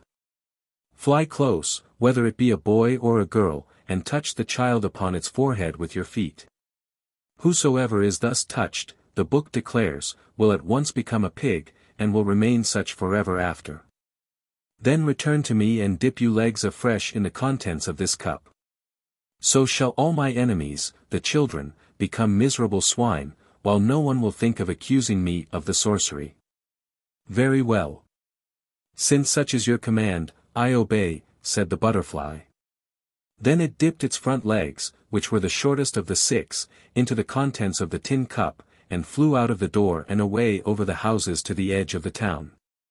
There it alighted in a flower garden and soon forgot all about its mission to turn children into swine. In going from flower to flower it soon brushed the magic compound from its legs, so that when the sun began to set and the butterfly finally remembered its master, the mandarin, it could not have injured a child had it tried. But it did not intend to try. That horrid old Chinaman, it thought, hates children and wishes to destroy them. But I rather like children myself and shall not harm them. Of course I must return to my master, for he is a magician, and would seek me out and kill me, but I can deceive him about this matter easily enough. When the butterfly flew in at the door of the mandarin's laundry he asked, eagerly. Well, did you meet a child? I did, replied the butterfly, calmly. It was a pretty, golden-haired girl, but now 'tis a grunting pig. Good! Good! Good! Cried the mandarin, dancing joyfully about the room. You shall have molasses for your supper, and tomorrow you must change 2 children into pigs. The butterfly did not reply, but ate the molasses in silence. Having no soul, it had no conscience, and having no conscience, it was able to lie to the Mandarin with great readiness and a certain amount of enjoyment. Next morning, by the Mandarin's command, the butterfly dipped its legs in the mixture and flew away in search of children. When it came to the edge of the town, it noticed a pig in a sty, and alighting upon the rail of the sty, it looked down at the creature and thought, "If I could change a child into a pig by touching it with the magic compound, what could I change a pig into, I wonder?" Being curious to determine this fine point in sorcery, the butterfly fluttered down and touched its front feet to the pig's nose. Instantly the animal disappeared, and in its place was a shock-headed, dirty-looking boy, which sprang from the sty and ran down the road uttering loud whoops. "That's funny," said the butterfly to itself. "The Mandarin would be very angry with me if he knew of this, for I have liberated one more of the creatures that bother him." It fluttered along after the boy, who had paused to throw stones at a cat. But Pussy escaped by running up a tree, where thick branches protected her from the stones. Then the boy discovered a newly planted garden, and trampled upon the beds until the seeds were scattered far and wide, and the garden was ruined. Next he caught up a switch and struck with it a young calf that stood quietly grazing in a field. The poor creature ran away with piteous bleats, and the boy laughed and followed after it, striking the frightened animal again and again. "Really," thought the butterfly, "I do not wonder the Mandarin hates children, if they are all so cruel and wicked as this one." The calf having escaped him, the boy came back to the road, where he met two little girls on their way to school. One of them had a red apple in her hand, and the boy snatched it away and began eating it. The little girl commenced to cry, but her companion, more brave and sturdy, cried out, "You ought to be ashamed of yourself, you nasty boy." At this the boy reached out and slapped her pretty face, whereupon she also began to sob. Although possessed of neither soul nor conscience, the butterfly had a very tender heart, and now decided it could endure this boy no longer. "If I permitted him to exist," it reflected, "I should never forgive myself, for the monster would do nothing but evil from morning till night." So it flew directly into his face and touched his forehead with its sticky front feet. The next instant the boy had disappeared, but a grunting pig ran swiftly up the road in the direction of its sty. The butterfly gave a sigh of relief. "This time I have indeed used the Mandarin's magic upon a child," it whispered, as it floated lazily upon the light breeze, "but since the child was originally a pig, I do not think I have any cause to reproach myself. The little girls were sweet and gentle, and I would not injure them to save my life, but were all boys like this transformed pig, I should not hesitate to carry out the Mandarin's orders." Then it flew into a rose bush, where it remained comfortably until evening. At sundown it returned to its master. "Have you changed two of them into pigs?" he asked, at once. "I have," replied the butterfly. "One was a pretty, black-eyed baby, and the other a freckle-faced, red-haired, barefooted new boy." "Good! Good! Good!" screamed the Mandarin, in an ecstasy of delight. "Those are the ones who torment me the most. Change every new boy you meet into a pig." "Very well," answered the butterfly, quietly, and ate its supper of molasses. Several days were passed by the butterfly in the same manner. It fluttered aimlessly about the flower gardens while the sun shone, and returned at night to the Mandarin with false tales of turning children into swine. Sometimes it would be one child which was transformed, sometimes two, and occasionally three. But the Mandarin always greeted the butterfly's report with intense delight and gave him molasses for supper. One evening, however, the butterfly thought it might be well to vary the report, so that the Mandarin might not grow suspicious. And when its master asked what child had been changed into a pig that day, the lying creature answered, "It was a Chinese boy, and when I touched him he became a black pig." This angered the Mandarin, who was in an especially cross mood. He spitefully snapped the butterfly with his finger, and nearly broke its beautiful wing, for he forgot that Chinese boys had once mocked him and only remembered his hatred for American boys. The butterfly became very indignant at this abuse from the Mandarin. It refused to eat its molasses and sulked all the evening, for it had grown to hate the Mandarin almost as much as the Mandarin hated children. When morning came it was still trembling with indignation, but the Mandarin cried out. "Make haste, miserable slave, for today you must change for children into pigs, to make up for yesterday." The butterfly did not reply. His little black eyes were sparkling wickedly, and no sooner had he dipped his feet into the magic compound than he flew full in the Mandarin's face, and touched him upon his ugly, flat forehead. Soon after a gentleman came into the room for his laundry. The Mandarin was not there, but running around the place was a repulsive, scrawny pig, which squealed most miserably. The butterfly flew away to a brook and washed from its feet all traces of the magic compound. When night came it slept in a rose bush. The end.